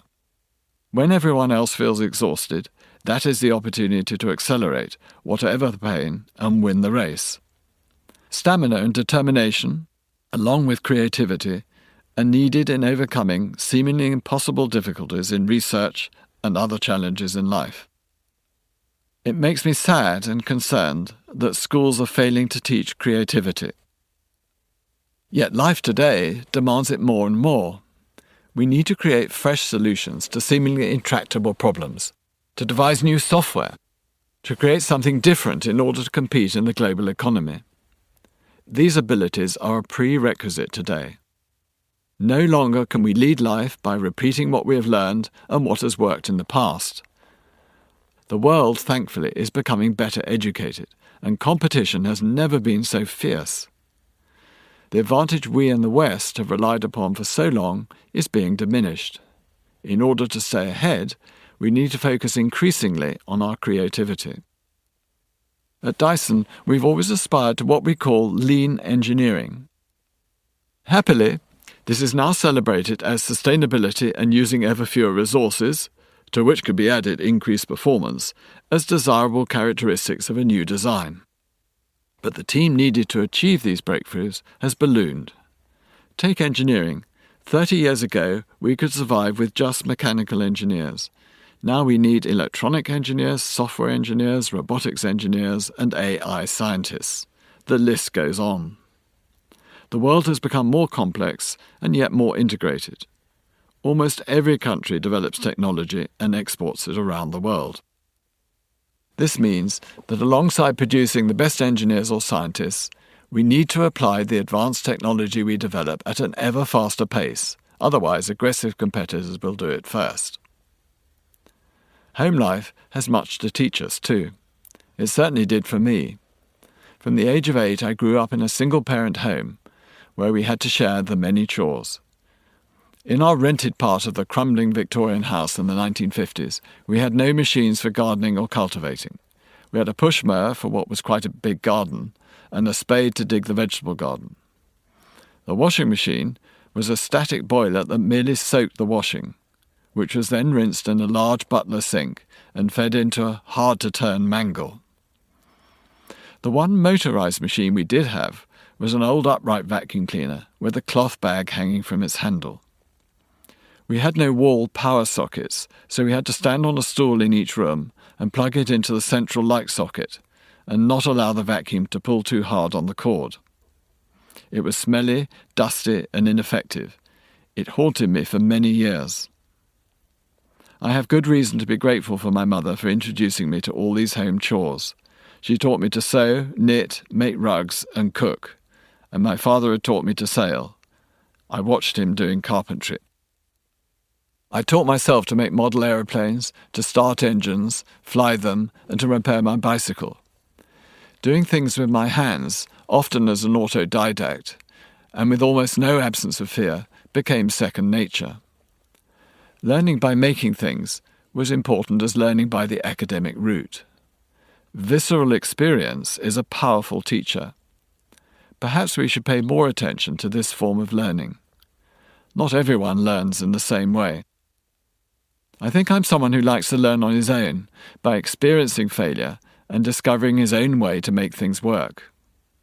I could put that down to not having had a father, after the age of 8, to show me how things are done. Yet I've noticed the same trait in both my sons. I witnessed Jake using a lathe before I had the chance to show him how, and Sam is a self-taught musician. Emily, on the other hand, had skiing lessons and became stylishly proficient, while Jake, Sam and I eschewed them. We need the visceral experience of trying something out, to understand and to be convinced that we're doing this the right way for us. Learning by trial and error, or experimentation, can be exciting, the lessons learned deeply ingrained. Learning by failure is a remarkably good way of gaining knowledge. Failure is to be welcomed rather than to be avoided. It is part of learning. It should not be feared by the engineer or scientist, or indeed by anyone else. I did, though, miss my father. Many years later, I was intrigued to learn in a book by Virginia Ironside that 85% of all British Prime Ministers, from Robert Walpole to John Major, and 12 US presidents, from George Washington to Barack Obama, lost their fathers of children. It would be wrong to say that the loss of father is some sort of macabre ticket to success. Perhaps an early loss can sometimes inspire people to great achievements. Even so, my own adventure in manufacturing technology has been quite different from that of my much brighter siblings. My brother became a schoolteacher and my sister a nurse. My own inner demons meant I had much further to run, or sail. As a child, I was intrigued by the wording of the telegram sent to Mrs. Walker in Arthur Ransom's Swallows and Amazons by her absent naval officer husband, responding to the Walker children's request to sail the Swallow to a lake island and camp on their own. Better drown than duffers. If not duffers, won't drown. I had no intention of being a duffer. After my father's death, I had continued to pursue the Swallows and Amazons life in school holidays with my tribe. I helped with housework and made balsa wood planes, some with small diesel engines. Because I had become a boarder, I came home only on holidays. There was no such thing as half-term then, and although physically near, home could seem a long way away. At school in those days, boys were not allowed to have feelings. Any feelings caused by injustice, bullying, or compassion, I suppressed. Teachers there, as anywhere else at that time, can be cruelly sarcastic and wholly insensitive to the emotional lives of their young charges. For 14 weeks at a stretch, there was no escape, no parent to explain or tell us not to worry. I looked forward very much to the holidays. Whatever the ups and downs of my school days, I was aware of a much wider life around me. To be British in the 1950s was nothing to sneeze at. Roger Bannister ran the first mile in under 4 minutes. Edmund Hillary and Tenzing Norgay planted the Union Jack on top of Everest. Peter Twiss, at the controls of the supersonic Farah Delta II, was the first person to fly at over 1,000 miles per hour. D-type Jaguars won the Le Mans 3 times in a row. Crick and Watson deciphered DNA. There was low unemployment, the emergence from austerity, and Prime Minister Harold Macmillan riding on the slogan, "You've never had it so good." The Commonwealth, meanwhile, seemed a noble replacement for an empire that had coloured a quarter of the land in our school atlases pink. Each week, Eagle, a particularly well-illustrated boys' comic, boasting a huge circulation, featured a centre-spread colour cutaway drawing by the technical illustrator Leslie Ashwell Wood of some new aircraft, turbine locomotive or nuclear power station, and any number of inventions conjured in British factories, workshops and laboratories, all too many of them long since bulldozed and replaced by dreary new housing estates or anodyne supermarkets. Funnily enough, when I was 9, I won the 1957 Eagle painting competition with an oil painting of a Norfolk seascape, Blakeney Point. This was a timely fillip for me, coming shortly after the death of my father.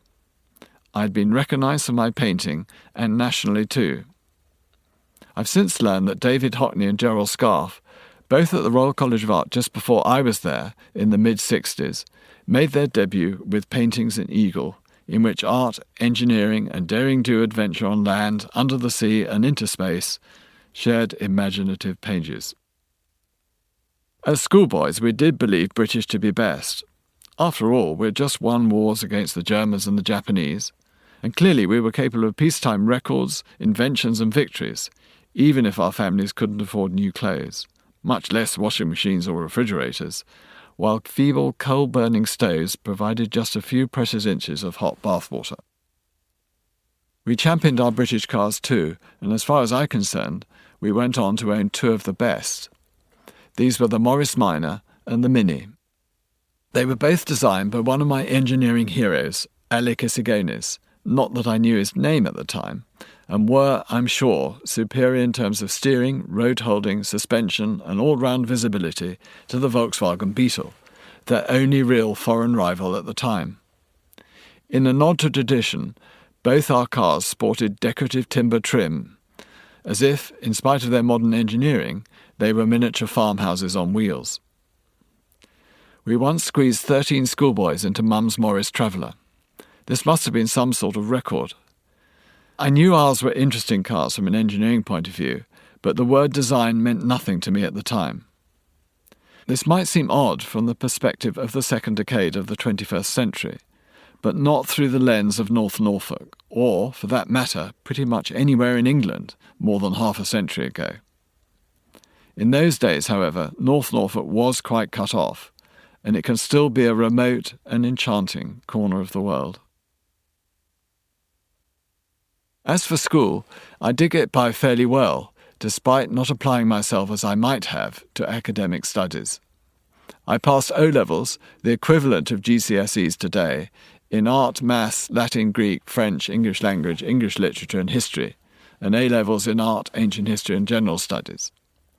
In the holidays, I took on any local job going, from loading sacks of coal-wet potatoes into lorries, topping and tailing icy Brussels sprouts, picking black currants at 2 bob, 10p, a bucket load, and picking parsley and driving to what was then the ultra-modern Campbell's Soup Factory at King's Lynn, the largest of its kind this side of the Atlantic.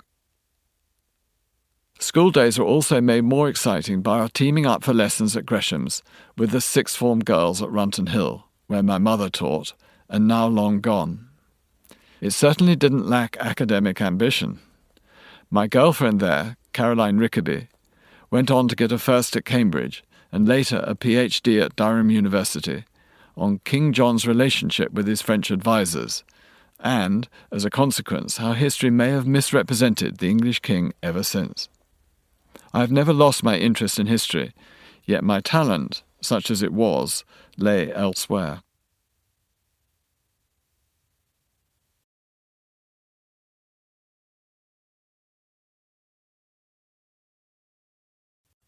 Chapter 4. The Ball Barrow. Had I been slightly off my head, striking out on my own in 1974? Working with Jeremy Fry had been an exhilarating experience. There had been so much adventure that, just possibly, the reality of the world outside our Rotork bubble had eluded me. Or perhaps I was just too young and driven to entertain the stark realities affecting Britain at a time of political conflict, social turmoil and economic uncertainty. In hindsight, something intangible had gone downhill from 1970, after the split-up of the Beatles and the death of Jimi Hendrix after that summer's Isle of Wight pop festival, attended by 500,000 young people. It was as if a prolonged and creative summer of love, my Royal College of Art days, had all of a sudden turned to winter. The Cold War and the Vietnam War continued. The Troubles grew in Northern Ireland. The IRA set off bombs at the Houses of Parliament, the Tower of London, on a coach on the M62, in a pub in Birmingham, and at the Bieber Boutique in High Street, Kensington. The Angry Brigade bombed the Post Office Tower, like Bieber, a symbol of the progressive 60s. This violence was accompanied by increasingly demanding strikes by Britain's major trade unions. When the miners went on strike in February 1972, the Conservative Prime Minister Edward Heath declared a state of national emergency. A ban on overtime working by miners late the following year prompted Heath to impose a 3-day week on the country. This meant severe restrictions on the use of electricity from New Year's Day 1974. Deirdre and I learnt how to fry bacon and eggs over an oil lamp, and a further decline in the economy. Televisions at home, with their 3 channels, had nothing to show after 10:30 p.m. These odd, dark days overlapped with the oil crisis, when petrol was severely rationed and 50-mile-an-hour speed limits were imposed on British motorways, following the decision of OPEC countries to restrict the supply of oil to countries that had supported Israel during the Yom Kippur War. Unemployment had already topped 1 million, the highest it had been since the 1930s, and in January 1974, Britain was officially in recession for the first time since the end of the Second World War. There were other major changes to life in Britain in these uncertain years. The currency was decimalised, and after years of trying, and a 356 to 224 vote in the House of Commons, the United Kingdom joined the European Economic Community. A general election held in March over the question who governs Britain, the government or the unions, led to a hung parliament for the first time since 1929. Harold Wilson was returned to power with a minority Labour government, and by then the stuffing had gone out of the British manufacturing industry. This was the era of British Leyland, a huge car company best known for its management fighting the unions and for producing horrible cars. On the one hand, you had Derek Robinson, or Red Robbo as the media dubbed him, a communist trade union convener leading 523 walkouts from British Leyland's Birmingham plant, and workers setting up beds in factories so they could sleep during their shift. And on the other, a management parachuted in, of whom none were carmen. None of them had a clue about what would make a good car. There was no interest in design and no passion for cars in their blood at all. If engineers managed to get a potentially decent car into production, the standoff between unions and management spelt appalling production quality. I blame the management more than the unions because if they had produced successful cars, the public would have gone along with British Leyland. The company could have made money and dealt with the unions. Instead, it lost public support, lost money, and went bankrupt. The company was nationalised. Relying on state handouts made dealing with the unions even more difficult because these came with obligations to them. It seemed pretty clear, yet again, that the people who ran Britain, whether in Westminster, Whitehall, or boardrooms of large companies, had no real liking for industry or for making money by making things. Inflation, meanwhile, had risen to 16% in 1974, peaking at 24% the following year. Interest rates also peaked at 24%, making it very difficult even to pay the interest on loans. This was hardly the time to think of borrowing money and setting up as an entrepreneur in the manufacturing sector, especially as in those days there was no help for small businesses. Nothing at all. No one even thought of it or saw the need for it. Without entrepreneurship, an inventor may not be able to bring their radical or revolutionary products to the marketplace, or at least not under their own control.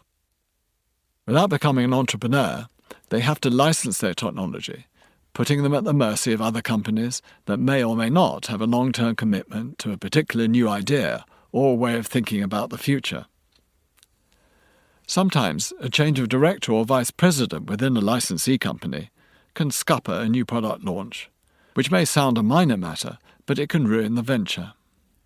Sometimes the company just changes its mind and drops the idea. And sometimes the licensee company is taken over and the venture dropped. I've experienced all these hazards. To those of us coming from art school backgrounds, the entrepreneur, if we understand the term at all, was something to do with dodgy wide boys at one end of the spectrum, property developers somewhere in the mix, and buccaneering ploughboys at the other. These stereotypes milking the system for as much moolah as they possibly could. In our naive and inaccurate way, we thought of an entrepreneur as someone who exploits other people. The true French meaning defines a combination of builder and architect, which I rather like. This, though, was the era of big corporations, whether privately or state-run, and there were, as far as I was aware, very few individuals setting out to manufacture new and interesting things. Jeremy Fry, however, had taught me that if you have a good idea for a new product, you engineer, prototype, manufacture, market, and sell it. This makes you an entrepreneur. Jeremy showed that, far from being pirates, entrepreneurs could be creators and makers of better products, however odd or outre. In spite of the economic woes of the mid-70s, Jeremy had given me the self-confidence to abandon his happy ship and to sail off, as entrepreneurs will do, into uncharted waters. And despite the general doom and gloom of the 1970s, there were plenty of reasons to be optimistic, especially if you happen to be keenly involved in and excited by the world of innovation and engineering. There was, after all, Boeing's jumbo jet, Concorde, NASA's space program, British Rail's HST, high-speed train, or Intercity 125, the first programmable microprocessors, Kodak's digital camera, not taken up at the time, and the first email. The need for British invention at the time was certainly acute. These were the years Japanese manufacturers began exporting cars to Britain, and the public took to them with alacrity. Britain did launch a few successful cars while I was at Rotork, like the Range Rover. but the Morris Marina and Austin Allegro seemed painfully awkward compared with the new Honda Civic, Renault 5 or VW Golf. Not that my eyes were focused on anything as bold as the design and manufacture of a car at the time. I had something rather more modest and far earthier in mind, an improved wheelbarrow for gardens and building sites. Deirdre and I had bought an old Gloucestershire farmhouse near Badminton. The house needed doing up and we needed to create a garden. My weekends were focused on building walls and lugging things about. I used a navy barrow in anger, and its limitations became increasingly clear. Cement slopped out of it. Its tubular legs sunk into the ground. It was hard to steer. Its sharp edges damaged door frames. The more I used it, the more I realized that nobody had really thought about these problems or bothered to fix them, and for a very long time. In fact, they had barely changed since the Roman design. They still followed the form of the original, with straight wooden shafts from the handles to the wheel axles, and planks mounted on the wooden shafts to hold the contents. I wanted to change all this and to rethink the wheelbarrow from scratch. I started out by making the bin of my design out of glass fibre. This reflected the shape, but wasn't the right material. The ball, though, was the problem. I made this in glass fibre too at first. I had yet to find out whether or how I could make a plastic pneumatic wheel ball. To complete the assembly, I welded up a tubular steel frame. I was able to do all this in my crude workshop in a barn outside our home. I now had a prototype that I could try out in the garden. It seemed to work quite well. The ball didn't sink into soft ground, while the dumper truck-shaped bin retained sloppy cement well. The next job was to work out how to make the bin and ball for production. I went to see the laboratories at ICI, then Britain's premier company for plastics. As a result, we determined that the bin should be made of low-density polyethylene, as cement wouldn't stick to it, and being flexible and tough, it would be very hard to break. The ball was trickier. ICI had a material called EVA, ethylene vinyl acetate, an artificial rubber rather like car tyres. This looked promising, although ICI doubted whether it would work. I took a big risk and decided to go with EVA. ICI did have a point. It wasn't as easy as I had hoped. Nobody had tried replacing rubber tyres with a tubeless EVA ball before. Even so, if I could get it to work, my ball would be easier to make than a rubber tyre. It would also be possible to repair punctures with nothing more than a lighted candle or cigarette lighter. To give it pneumatic attributes, I would fit it with a Schrader valve, invented by August Schrader, a German-Austrian, in 1891, the sort you see on cars' tyres. The next question was how to put the bin and the ball into production. Plastic comes in various raw material forms. Sheet plastic can be vacuum formed into shapes. Granules of plastic can be heated to a melt point and then injected into mould cavities. This is called injection moulding. Or powder plastic can be tumbled in hot moulds until it melts and lines the mould evenly. This is called rotational or blow moulding. I had little choice about the method I decided on. Sheet plastic wouldn't form the shapes I needed. With injection moulding, the cost of the moulds was prohibitive, in the order of £100,000, although the moulding was very accurate in high volumes. This left rotational moulding, where the tooling cost was much lower, but the cost per unit was higher due to the slower process. I visited a company in South Wales that specialised in rotational moulding. They could mould both the bin and the ball. It turned out that moulding the ball in a round mould was the most cost-effective way of making it. I commissioned the tooling, still not knowing whether my ball would behave like a pneumatic tyre. With tooling completed, we did some mould trials. At last, I had a bin in polyethylene and a ball in EVA. I inserted a Schrader valve, inflated the ball, and pushed it around on the barrow. It appeared to work. There were many other details, such as the bearings of the ball, which were injection moulded nylon caps, inserted into the sockets of the ball, and on which ran the steel frame stub shafts. No oil or grease was needed. For the steel tubular frame, I went to Birmingham, where companies produced steel tube and could fabricate the frame for me. I now needed to raise some money to set up the company and put my ball bearer into production. I went to see my lawyer, Andrew Phillips, now Lord Phillips. He was very enthusiastic and suggested I approach my brother-in-law, Stuart Kirkwood, who he also advised. Stuart was prepared to guarantee an overdraft as long as I did the same. Deirdre generously allowed me to do this, with the house mortgaged against the loan, and with the money duly borrowed from Lloyd's Bank and debt high above my eyebrows, I set up my first factory. This was in a cart barn and a row of pigsties at our Gloucestershire farmhouse. Despite my experience selling the sea truck, there was a lot to learn. How should we sell the ball bearer? Where should we sell it? How much should it sell for? None of these considerations were as obvious as they might seem.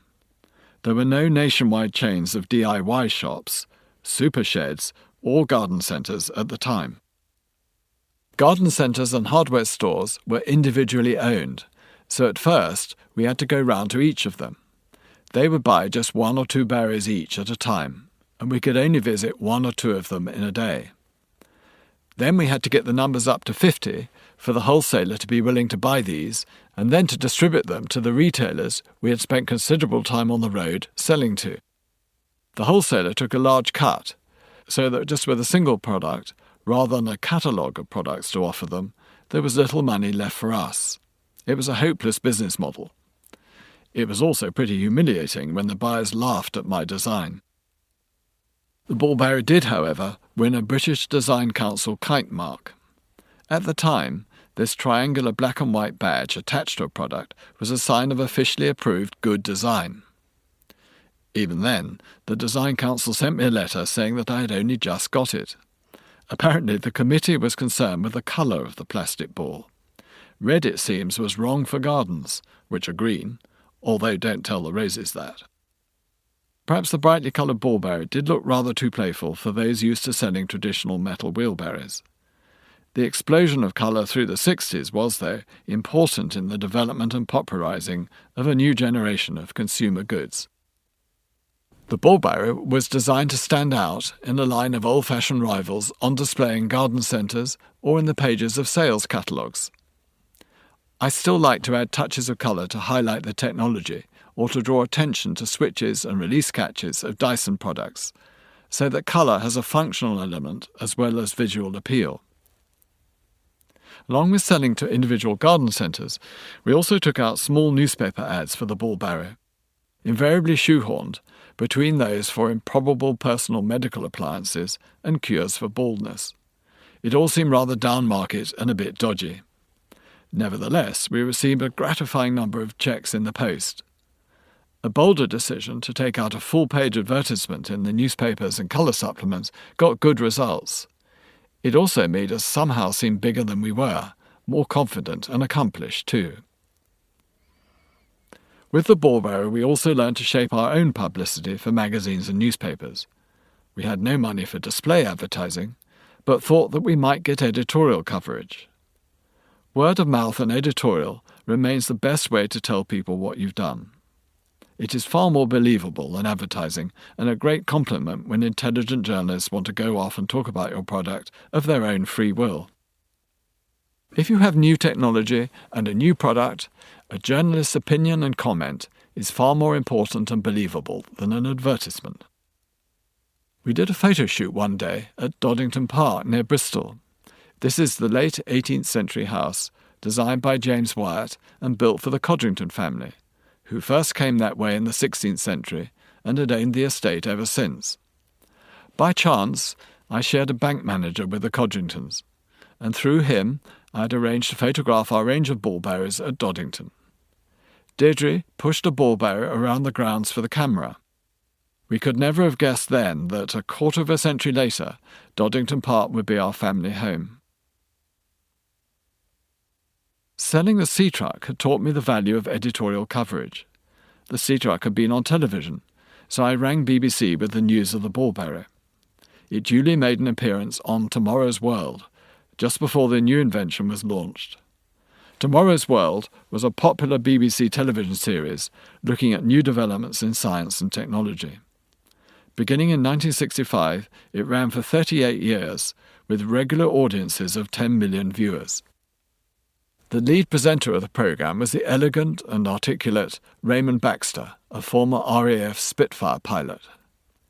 Baxter and the Tomorrow's World team wouldn't allow the inventor or manufacturer anywhere near the camera, though, as the show was really more about the presenters than what was shown.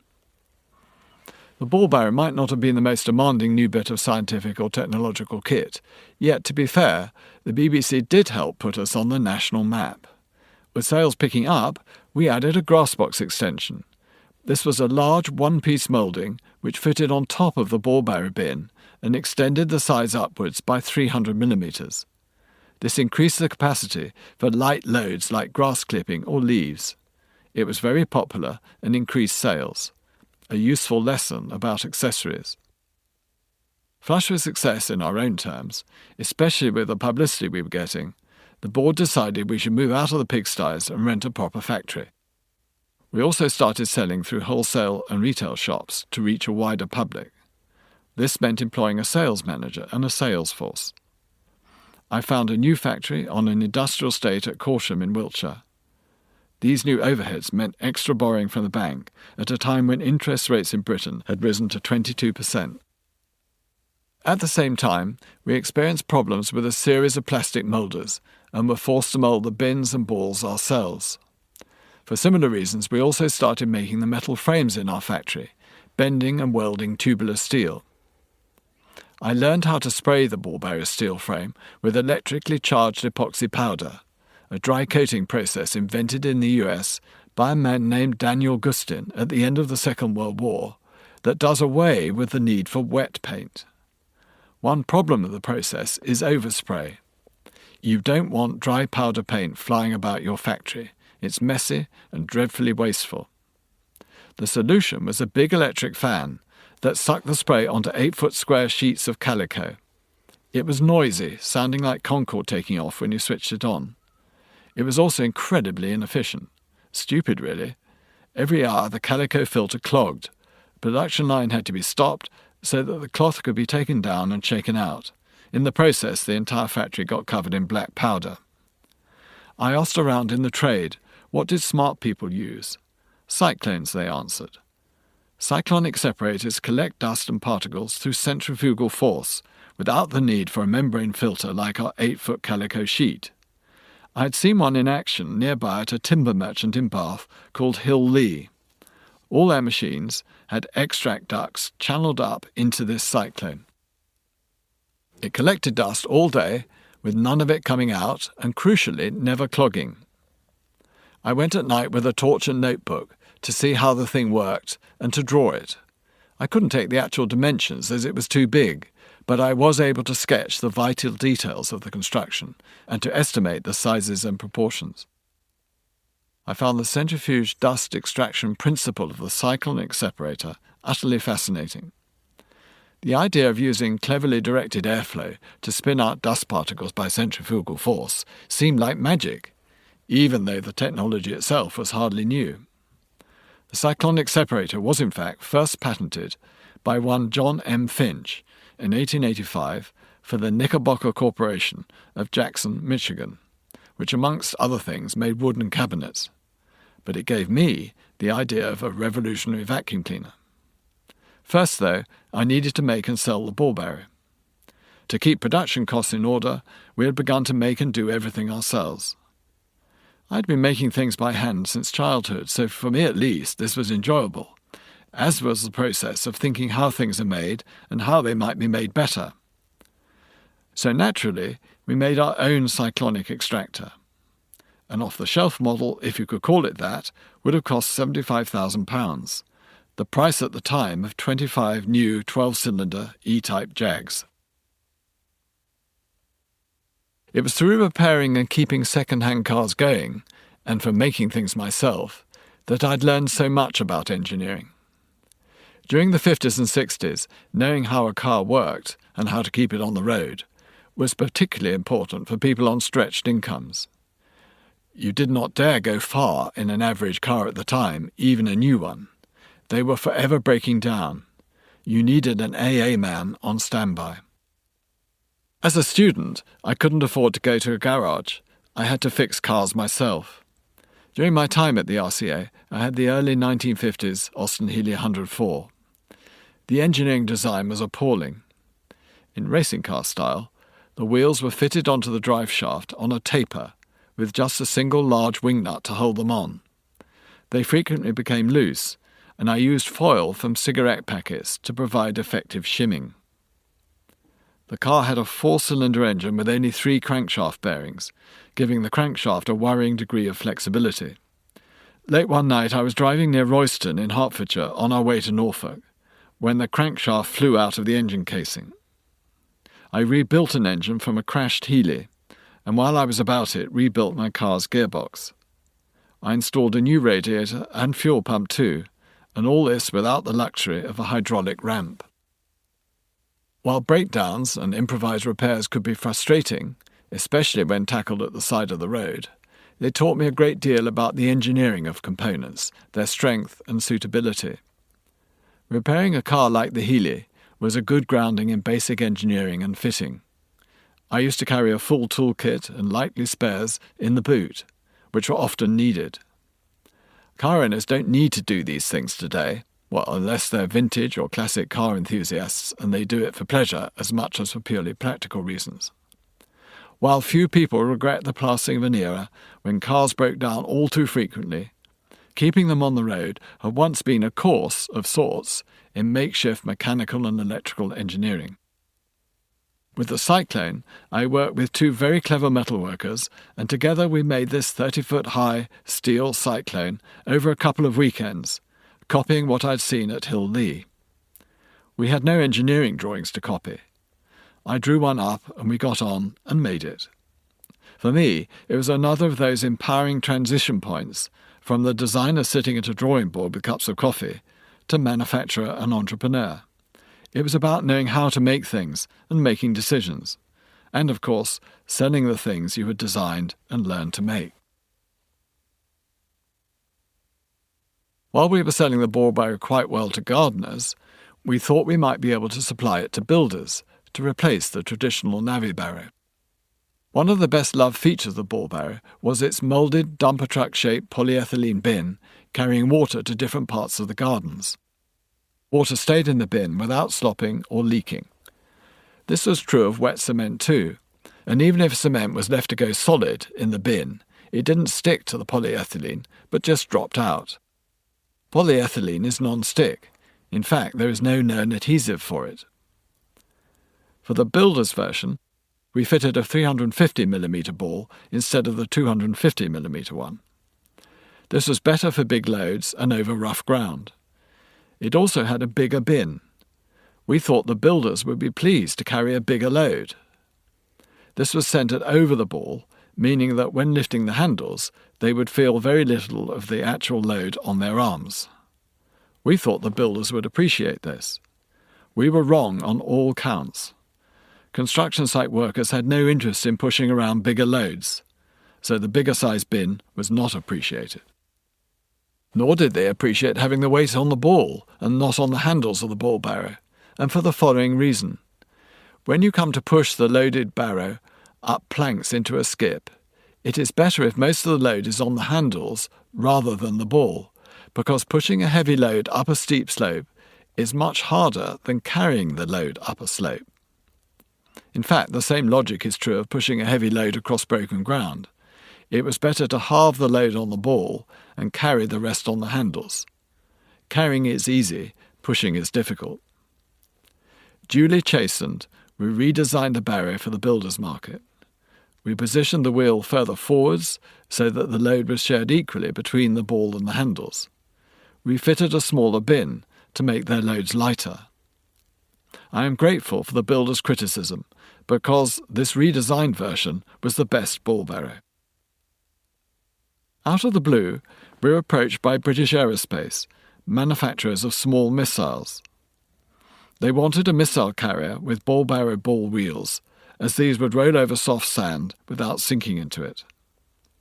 The The problem, though, was that some military cells explode, scattering quite strong needles. These puncture vehicles' tyres. British Aerospace wanted a puncture-proof ball wheel. I developed and prototyped a version of the ball that was not inflated, yet behaved as though it were, and was impervious to those deadly needles.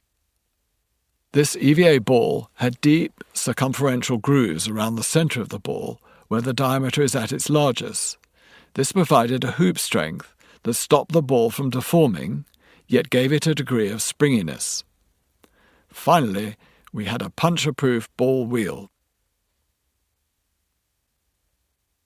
At this time, I had another invention up my sleeve aimed at complementing the ball bearer. This was the water roller, a garden roller featuring a plastic drum filled with water instead of the time-honoured, though to my mind time-expired, metal drum filled with concrete.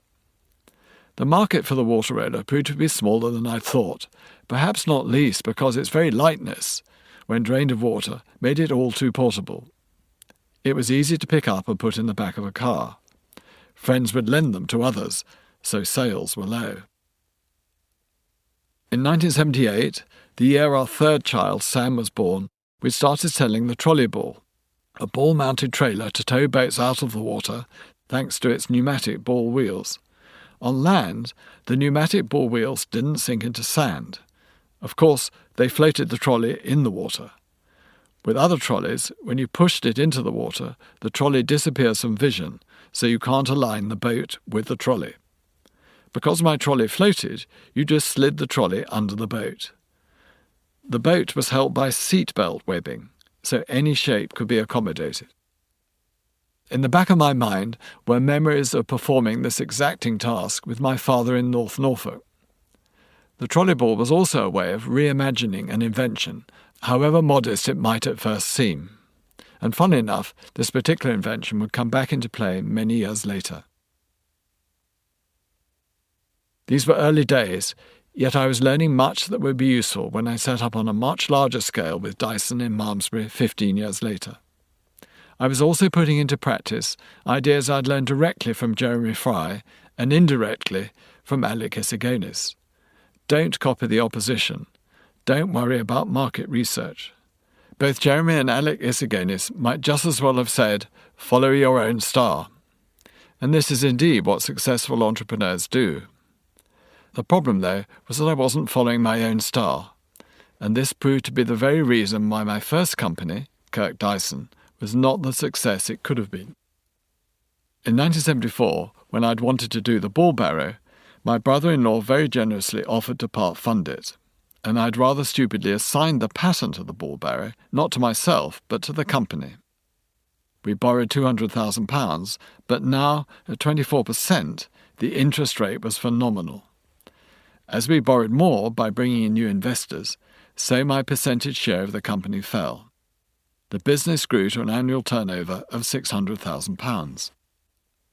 It captured more than half the UK garden wheelbarrow market, but even so, we still didn't make money from it. Things got worse when a former employee left to join a US company with whom we had discussed a license. That company produced a rival ball barrow, even using our ball barrow for the photos in their brochure. Against my wishes, Kirk Dyson chose to launch expensive legal proceedings. This put further financial pressure on the company, and so the need for yet more investment. While there were quite a few normal disagreements about the direction of the company, what I really wanted to do now was to make the vacuum cleaner I had in mind, rather than fight the plagiarists in Chicago, as the board was keen on doing. I couldn't have been more surprised, though, when in February 1979 my fellow shareholders booted me out. There was no apparent reason for this. I later discovered that the son of the other major shareholder had taken over the running of the business. I had lost 5 years of work by not valuing my creation. I had failed to protect the one thing that was most valuable to me. If I'd kept control, I could have done what I wanted and avoided the big interest bill. I learned, very much the hard way, that I should have held on to the ball barrow patent and licensed the company. In the event, I lost the license, the patent, and the company. What made it worse, that because Andrew Phillips was the company lawyer, it was he who did the firing, and I was now without a lawyer. I was clueless about compensation for loss of office, and my shares were worthless. In this sense, the ball bearer, my first consumer product, my first solo effort, was a failure, but one from which I learned valuable lessons. There was a lesson about assigning patents, and another about not having shareholders. I learned the importance of having absolute control of my company and of not undervaluing it. I knew how to make and sell, but not how to look after myself. We had charged too little for the product, while competing with traditional tin barrows knocked up in sheds with no design input or new expense and low manufacturing overheads. In retrospect, the very idea of selling against a utility product was a mistake. Distribution was inefficient, all that selling to individual retail outlets, while the cost of exporting the ball bearer was prohibitive. The product was good, but the commercial proposition was a bad idea. From now on, though, I was determined not to let go of my own inventions, patents, and companies. Today, Dyson is a global company. I own it, and this really matters to me. It remains a private company. Without shareholders to hold the company back, we're free to take long-term and radical decisions. I have no interest in going public with Dyson, because I know that this would spell the end of the company's freedom to innovate in the way it does. I want to think about the future and to keep going forward with invention, engineering, design, technology, and products, even if this means sailing against the prevailing tide and into those uncharted waters I find so enticing. There is another reason. When in those Kirk Dyson days I had shareholders, I had to consider, not unreasonably, their points of view and what they might want. It was partly their company and not my own. This led to many decisions being theirs and not mine. When you own the whole company, and especially if you're free of debt, from the early days, and for better or worse, all decisions are your own. So you take those very seriously and follow your own view of risk, balanced hopefully with reward. This certainly sharpens the mind. The lessons I learned I felt viscerally. They were to be deeply ingrained. Today, though, with a band of brilliant managers and a board of the best professionals, we make decisions jointly and collectively. At the end of the ball bearer experience, I was penniless again, with no job and no income. I had 3 adorable children, a large mortgage to pay, and nothing to show for the past 5 years of toil. I'd also lost my inventions. This was a very low moment, and deeply worrying for Deirdre and me. It was deeply upsetting, too. My confidence took a big knock, and it would take some years to regain it. And yet, as my godmother said in commiseration, the ball-bearer cloud did have a silver lining. The idea for a revolutionary vacuum cleaner was already maturing. I had learned from my past mistakes and failures.